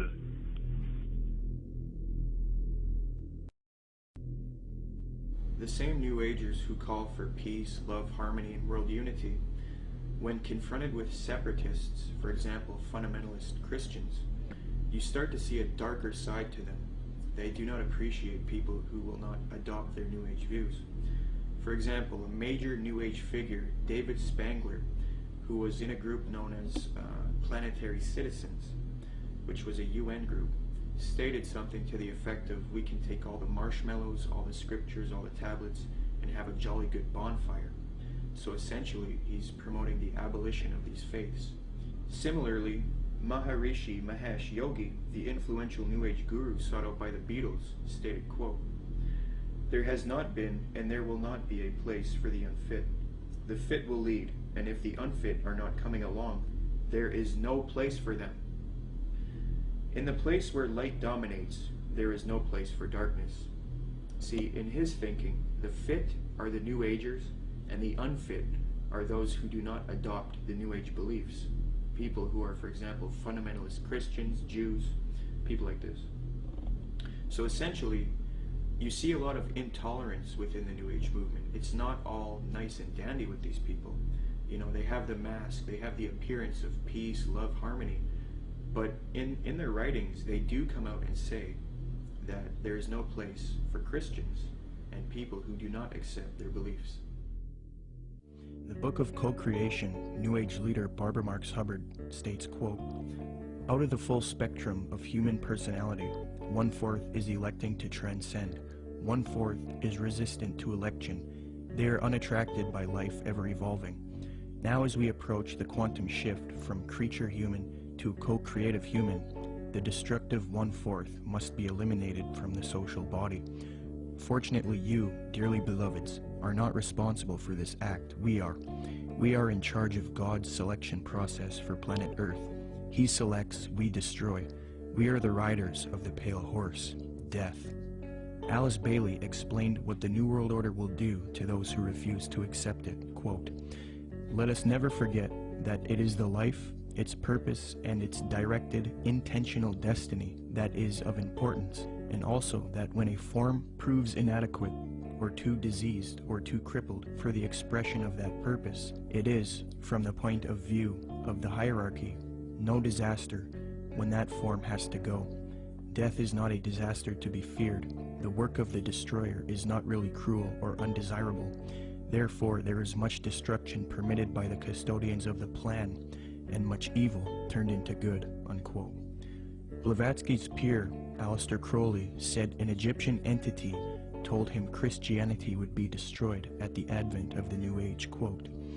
A peer of Blavatsky's, often called the prophet of the New Age, Aleister Crowley, claimed to have been visited in the spring of 1904 by an Egyptian entity called Oase, who foretold to Crowley the end of Christianity, unquote. But if you dig deep into the literature, yes, they're going to be extremely intolerant. David Spangler had talked about the Luciferic initiation and these types of things. And we look in the Bible and we can look at like Revelation 13 and where all they that do not receive the mark and the mark of the beast in their right hand or their forehead, you know, are going to essentially forfeit their life. This is how intolerant it's going to become. It's going to be their way or no way. And so, no, they're not going to have any tolerance. I think at first they're going to come as real nice guys, though. I don't think they're going to do that right off the bat. But eventually it's going to get to the point where enough people have bought into it and enough strong delusion is there that, yeah, they're not going to be tolerant whatsoever. Barbara Marx Hubbard states, "The end of this phase of evolution shall come. All will know their choice. All will be required to choose. All who choose to be natural Christs will be guided from within as to how to proceed. All who choose not to evolve will die off. The kindergarten class of Earth will be over, unquote. Robert Mueller, previously mentioned, states, quote, I am surprised that no one has yet thought of creating a pro-Earth, humanity-challenging organization which would put itself in the shoes of our Mother Earth and rejoice whenever humans diminish in numbers or consume less.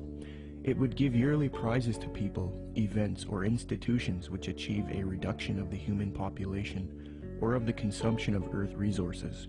The first prize should go to the United Nations, which through its World Population Conferences and anti-population work has prevented 2,200,000,000 more people from being born between 1952 and the year 2000.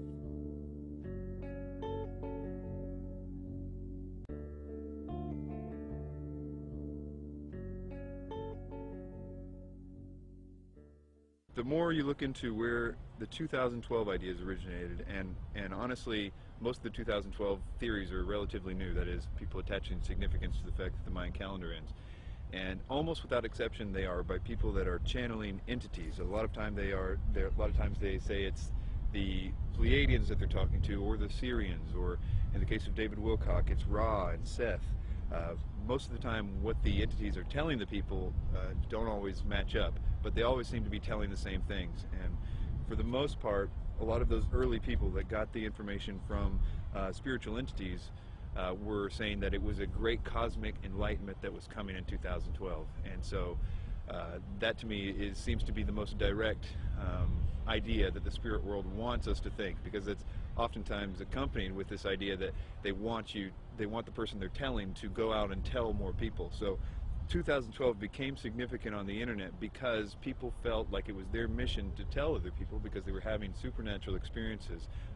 Most of the 2012 theories will fall into one of two categories. Either they're going to be, that in 2012 there's going to be some great enlightenment. They say it's a spiritual evolution or a consciousness shift or a vibrational change or something to that effect. And the other half of it seems to be more about a cataclysmic events that are going to happen in 2012. Usually, they're based off the idea that the Mayan calendar ends or restarts in 2012. 2012 is being pushed on the public through books, documentaries, speakers, and even major motion pictures. We are meant to believe that December 21st, 2012 will either be a catastrophe for humanity or a time when there is a consciousness enlightenment and a world shift, a time when humanity evolves. However, when you consult the scholars who study the Mayan calendar, they don't seem to support these views at all. University of Florida anthropologist Susan Gillespie says the 2012 phenomena comes from the media and from other people making use of the Maya past to fulfill agendas that are really their own. Despite the publicity generated by the 2012 date, Susan Milbrath, curator at Latin American Art and Archaeology at the Florida Museum of Natural History, stated that, quote, "We, the archaeological community, have no record or knowledge that the Maya would think the world would come to an end in 2012.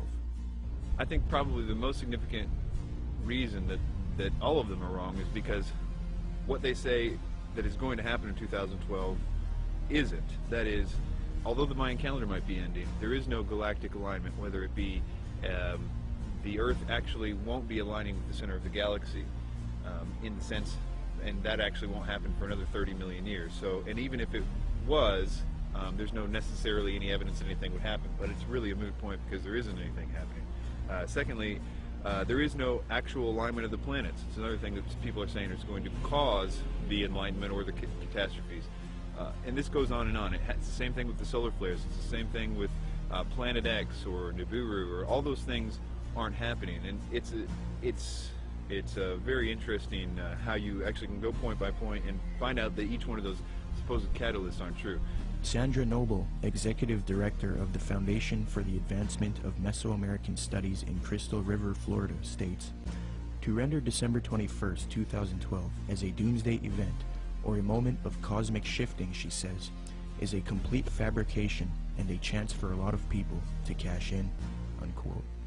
Many people are indeed cashing in because of the 2012 hysteria, but the reason 2012 is being pushed on the public so much is because it is in 2012 when the elite occultists and the New Age advocates plan to usher in the Age of Aquarius one-world system. Siri Data points out that the New Age consensus is that the Age of Aquarius one-world system will be ushered in 2012. Quote, "It is generally agreed that the actual time that we enter the Age of Aquarius will be 2012. Unquote. Could this whole 2012 concept be propaganda to get people to accept the Age of Aquarius in 2012? Eugene Gallagher likewise notes that the supposed Age of Aquarius is expected to arrive in 2012. Quote, "The term New Age is most closely correlated with the astrological idea that we are about to enter a new age, the Age of Aquarius, which will arrive around 2012, unquote. Michael P. Mao states, "Yet 2012 does not mark the end of the world as oft predicted, but the birth of a new golden era, popularly known on the Earth plane as the Age of Aquarius," unquote. Dr. C.L. Pepler explains the New Age view that 2012 is the start of the Age of Aquarius. Quote, "They believe the next age will start around AD 2012 and will be the Age of Aquarius. This, they say, will be an age of enlightenment and world unity, a post-Christian world in the fullest sense of the word," unquote. 2012 is a clever deception to get you to accept the Age of Aquarius, New World Order, under the mask of a Mayan prophecy. In fact, the elite New World Order at the top of the pyramid want the public to believe in 2012, thus proving that they are behind this propaganda. The Club of Rome, by its own admission, is a globalist think tank.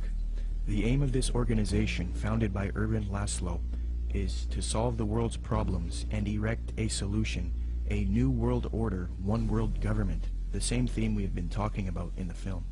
On January 31st, 2009, the Club of Rome held the Future of the American Hemisphere Conference.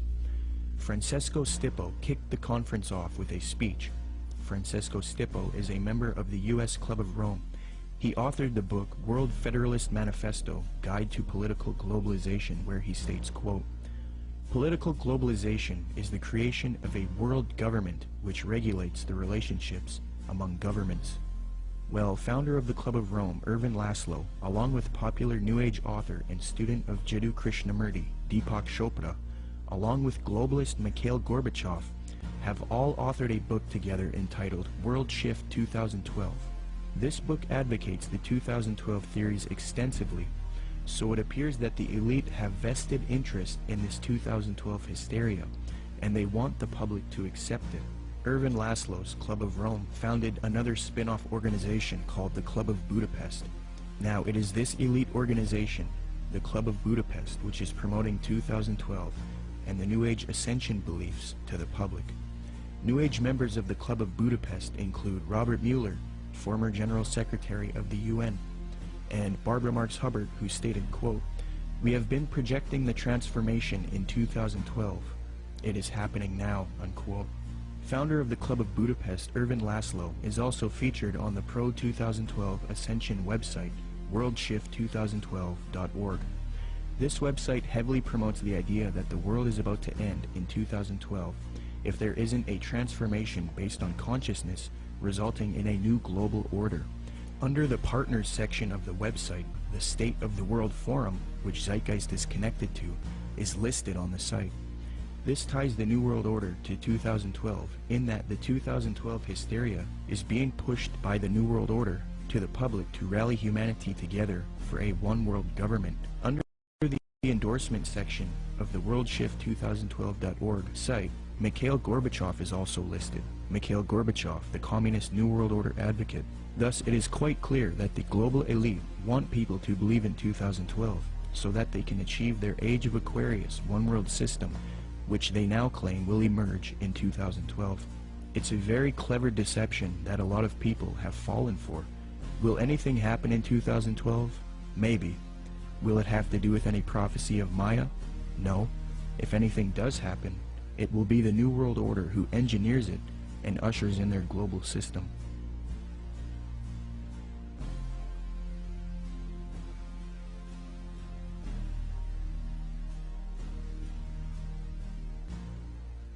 The reason the Christian anti-New World Order researchers have been silenced and replaced with New Age advocates is because the New World Order occultists and New Age advocates hate biblical Christianity. Why? Because the Bible not only refutes their New Age beliefs, but it predicted their coming utopia, calls it out as an evil world system, and tells people to resist it. First, in the Apostle Paul's first letter to Timothy, he warns of these supposed ascended masters who will deceive people with false doctrines. Quote, "The Spirit clearly says that in later times some will abandon the faith and follow deceiving spirits and things taught by demons. Such teachings come through hypocritical liars, whose consciences have been seared as with a hot iron." Paul also predicts the New Age movement, quote, "For the time will come when men will not put up with sound doctrine. Instead, to suit their own desires, they will gather around them a great number of teachers to say what their itching ears want to hear. They will turn their ears away from the truth and turn aside to myths." New Agers will often claim that the Bible promotes their astrological beliefs. However, in the Old Testament book of Isaiah, astrology is forbidden and identified as an abomination to God. Quote, "Let now the astrologers, the stargazers, the monthly prognosticators stand up and save thee from these things that shall come upon thee. Behold, they shall be as stubble."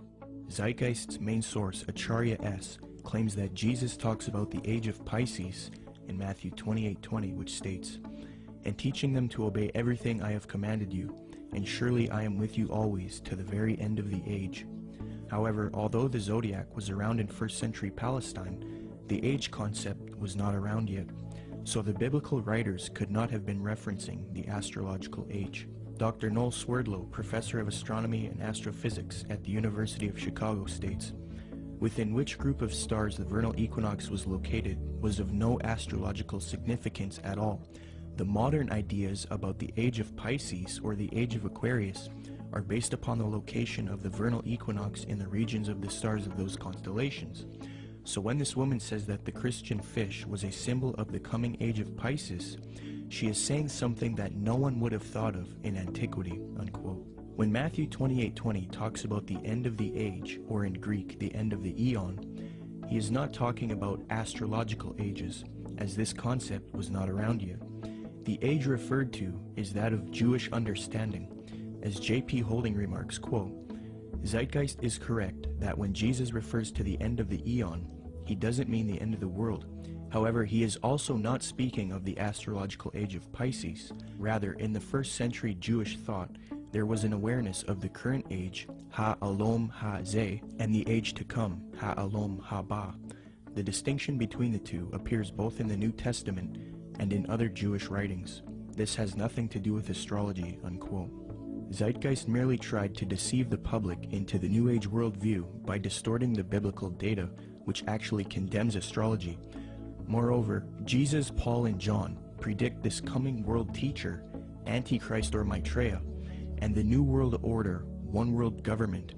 And it is this reason that the elite and the New Agers hate true biblical Christianity. Paul writes in 2 Thessalonians, quote, "That you not be quickly shaken from your composure or be disturbed either by a spirit or a message or a letter as if it is from us, to the effect that the day of our Lord has come. Let no one in any way deceive you, for it will not come unless the apostasy comes first, and the man of lawlessness is revealed, the son of destruction, who opposes and exalts himself above every so-called God or object of worship, so that he takes his seat in the temple of God, displaying himself as being God. And you know what restrains him now, so that in his time he will be revealed. For the mystery of lawlessness is already at work. Only he who now restrains will do so until he is taken out of the way. Then that lawless one will be revealed, whom the Lord will slay with the breath of his mouth, and bring to an end by the appearance of his coming. That is the one whose coming is in accord with the activity of Satan, with all power and signs and false wonders. Jesus Christ warned of the Antichrist and false Christs. He says not to believe anyone who says, "Look, the Christ has returned." For Jesus Christ's real glorious second coming comes after the false Christ or Antichrist deceives the world. Matthew 43 states, "And Jesus answered and said to them, See to it that no one misleads you, for many will come in my name, saying, I am the Christ, and will mislead many. Then they will deliver you to tribulation, and will kill you, and you will be hated by all nations, because of my name. Then if anyone says to you, Behold, here is the Christ, or there he is, do not believe him, for false Christs and false prophets will arise, and will show great signs and wonders, so as to mislead, if possible, even the elect. Behold, I have told you in advance. So if they say to you, Behold, he is in the wilderness, do not go out. Or, Behold, he is in the inner rooms, do not believe them. For just as the lightning comes from the east and flashes even to the west, so will the coming of the Son of Man be. But immediately after the tribulation of those days, the sun will be darkened, and the moon will not give its light, and the stars will fall from the sky, and the powers of the heavens will be shaken.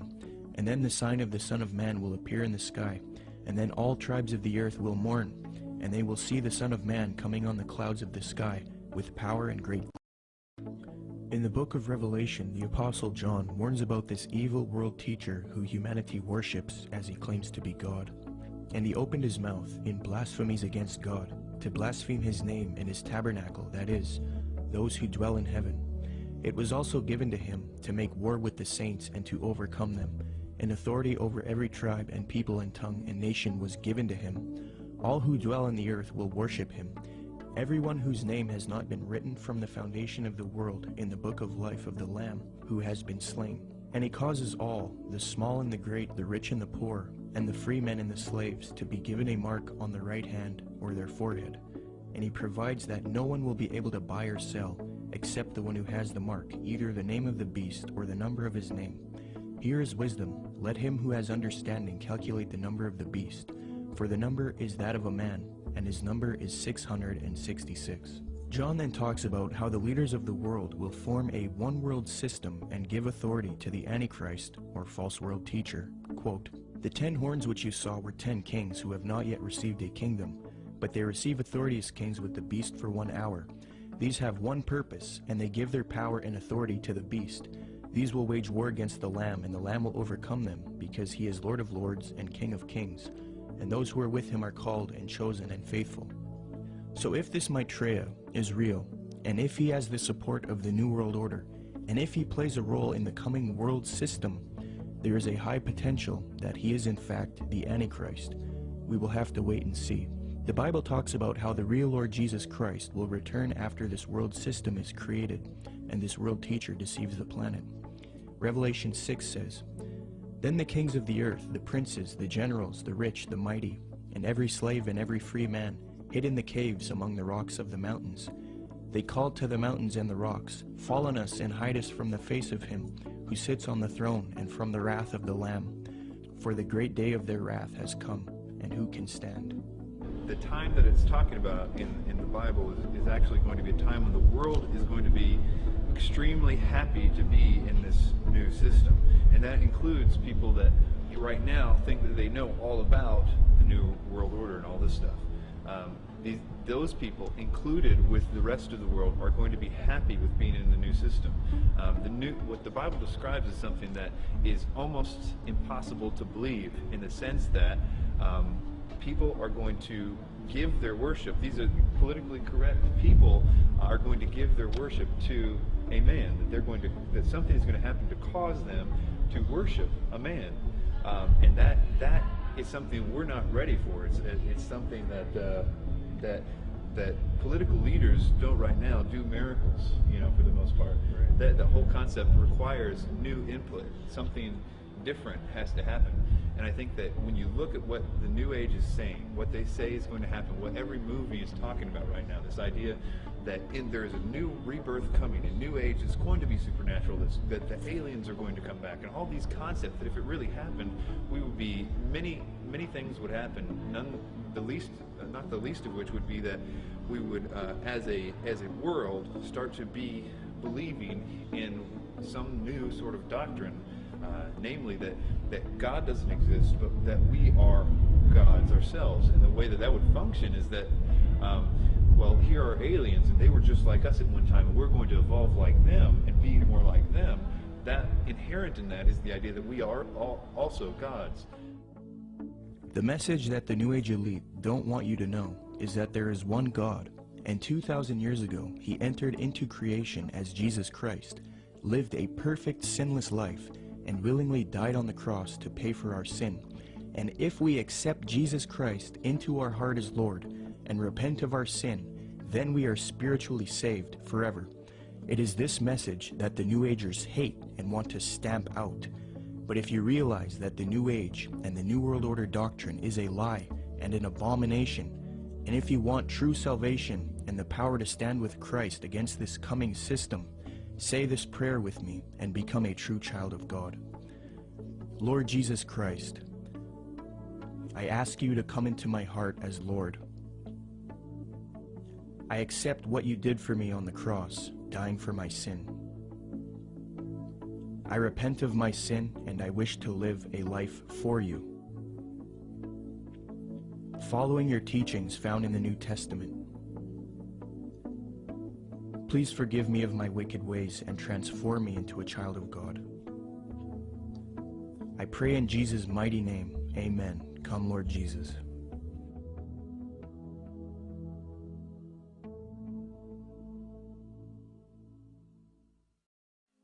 You don't really understand sometimes what a terrible burden it is to know some of the things that I know, and try to wake people up and impart this knowledge to them, and find out that they just have walls built in front of them.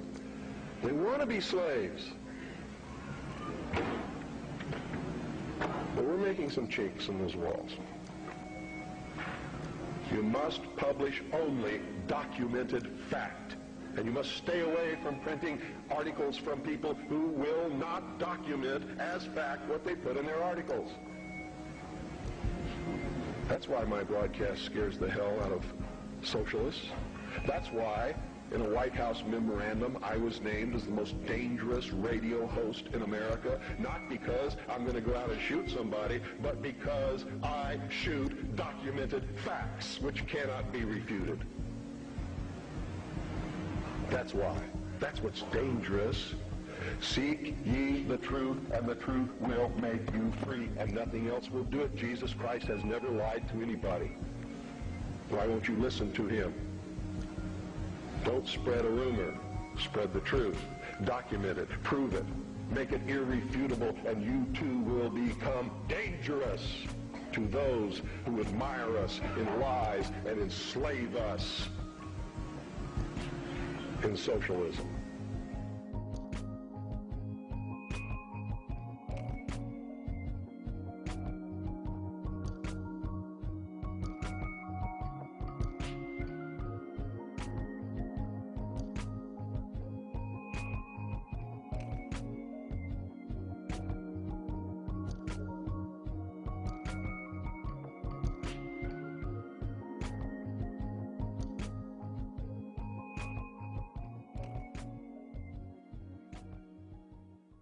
The age of Aquarius, ending duality, Oprah the secret, and Eckhart Tolle preach what will bring in a new age reality, laced in traditions of pagan theosophy, bound to be thousands of offshoots of Crowley, students of Alice C. Bailey who follow the lies of Helena Blavatsky, radically altering, changing the pages of history, laying the groundwork forged by the tools of Lucifer, paving the way for the United Nations, a slow preparation, patiently waiting since the creation. A garden of Eden, a planet whose placement in time is persuaded by aliens, outside invasions, abductions, and cow mutilations, creating an atmosphere ripe for the picking, with movies and Hollywood implanting trickery, mastery over the masses. The whole world collapses in panic, all desperate for someone to save them. Obey anyone that will answer their questions. The savior of sorts, a new age messiah. The wolf in sheep's clothing is what will transpire. The mayhem is out of control.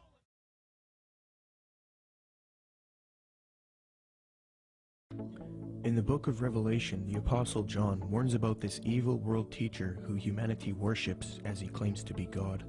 And he opened his mouth in blasphemies against God, to blaspheme his name and his tabernacle, that is, those who dwell in heaven.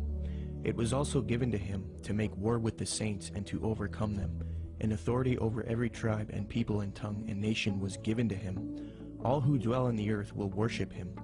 Everyone whose name has not been written from the foundation of the world in the book of life of the Lamb who has been slain. And he causes all, the small and the great, the rich and the poor, and the free men and the slaves, to be given a mark on the right hand or their forehead.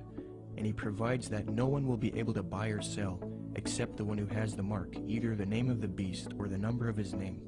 Here is wisdom. Let him who has understanding calculate the number of the beast, for the number is that of a man, and his number is 666. John then talks about how the leaders of the world will form a one-world system and give authority to the Antichrist, or false world teacher. Quote, "The 10 horns which you saw were 10 kings who have not yet received a kingdom, but they receive authority as kings with the beast for 1 hour.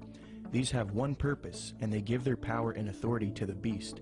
These will wage war against the Lamb, and the Lamb will overcome them, because he is Lord of lords and King of kings, and those who are with him are called and chosen and faithful." So if this Maitreya is real, and if he has the support of the New World Order, and if he plays a role in the coming world system, there is a high potential that he is in fact the Antichrist. We will have to wait and see. The Bible talks about how the real Lord Jesus Christ will return after this world system is created, and this world teacher deceives the planet. Revelation 6 says, "Then the kings of the earth, the princes, the generals, the rich, the mighty, and every slave and every free man, hid in the caves among the rocks of the mountains.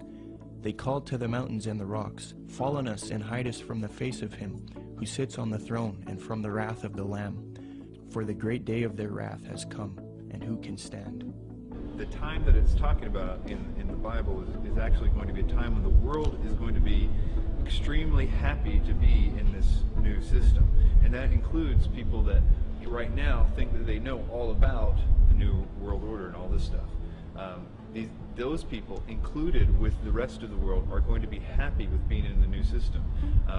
What the Bible describes is something that is almost impossible to believe, in the sense that people are going to give their worship. These are politically correct people are going to give their worship to a man. That something is going to happen to cause them to worship a man, and that is something we're not ready for. It's something that political leaders don't right now do miracles, for the most part. Right. That whole concept requires new input. Something different has to happen. And I think that when you look at what the New Age is saying, what they say is going to happen, what every movie is talking about right now, this idea that there is a new rebirth coming, a new age that's going to be supernatural, that the aliens are going to come back, and all these concepts that if it really happened, we would be, many things would happen, not the least of which would be that we would, as a world, start to be believing in some new sort of doctrine, namely that God doesn't exist, but that we are gods ourselves. And the way that would function is that, well, here are aliens, and they were just like us at one time, and we're going to evolve like them and be more like them. That inherent in that is the idea that we are also gods. The message that the New Age elite don't want you to know is that there is one God, and 2,000 years ago, he entered into creation as Jesus Christ, lived a perfect, sinless life, and willingly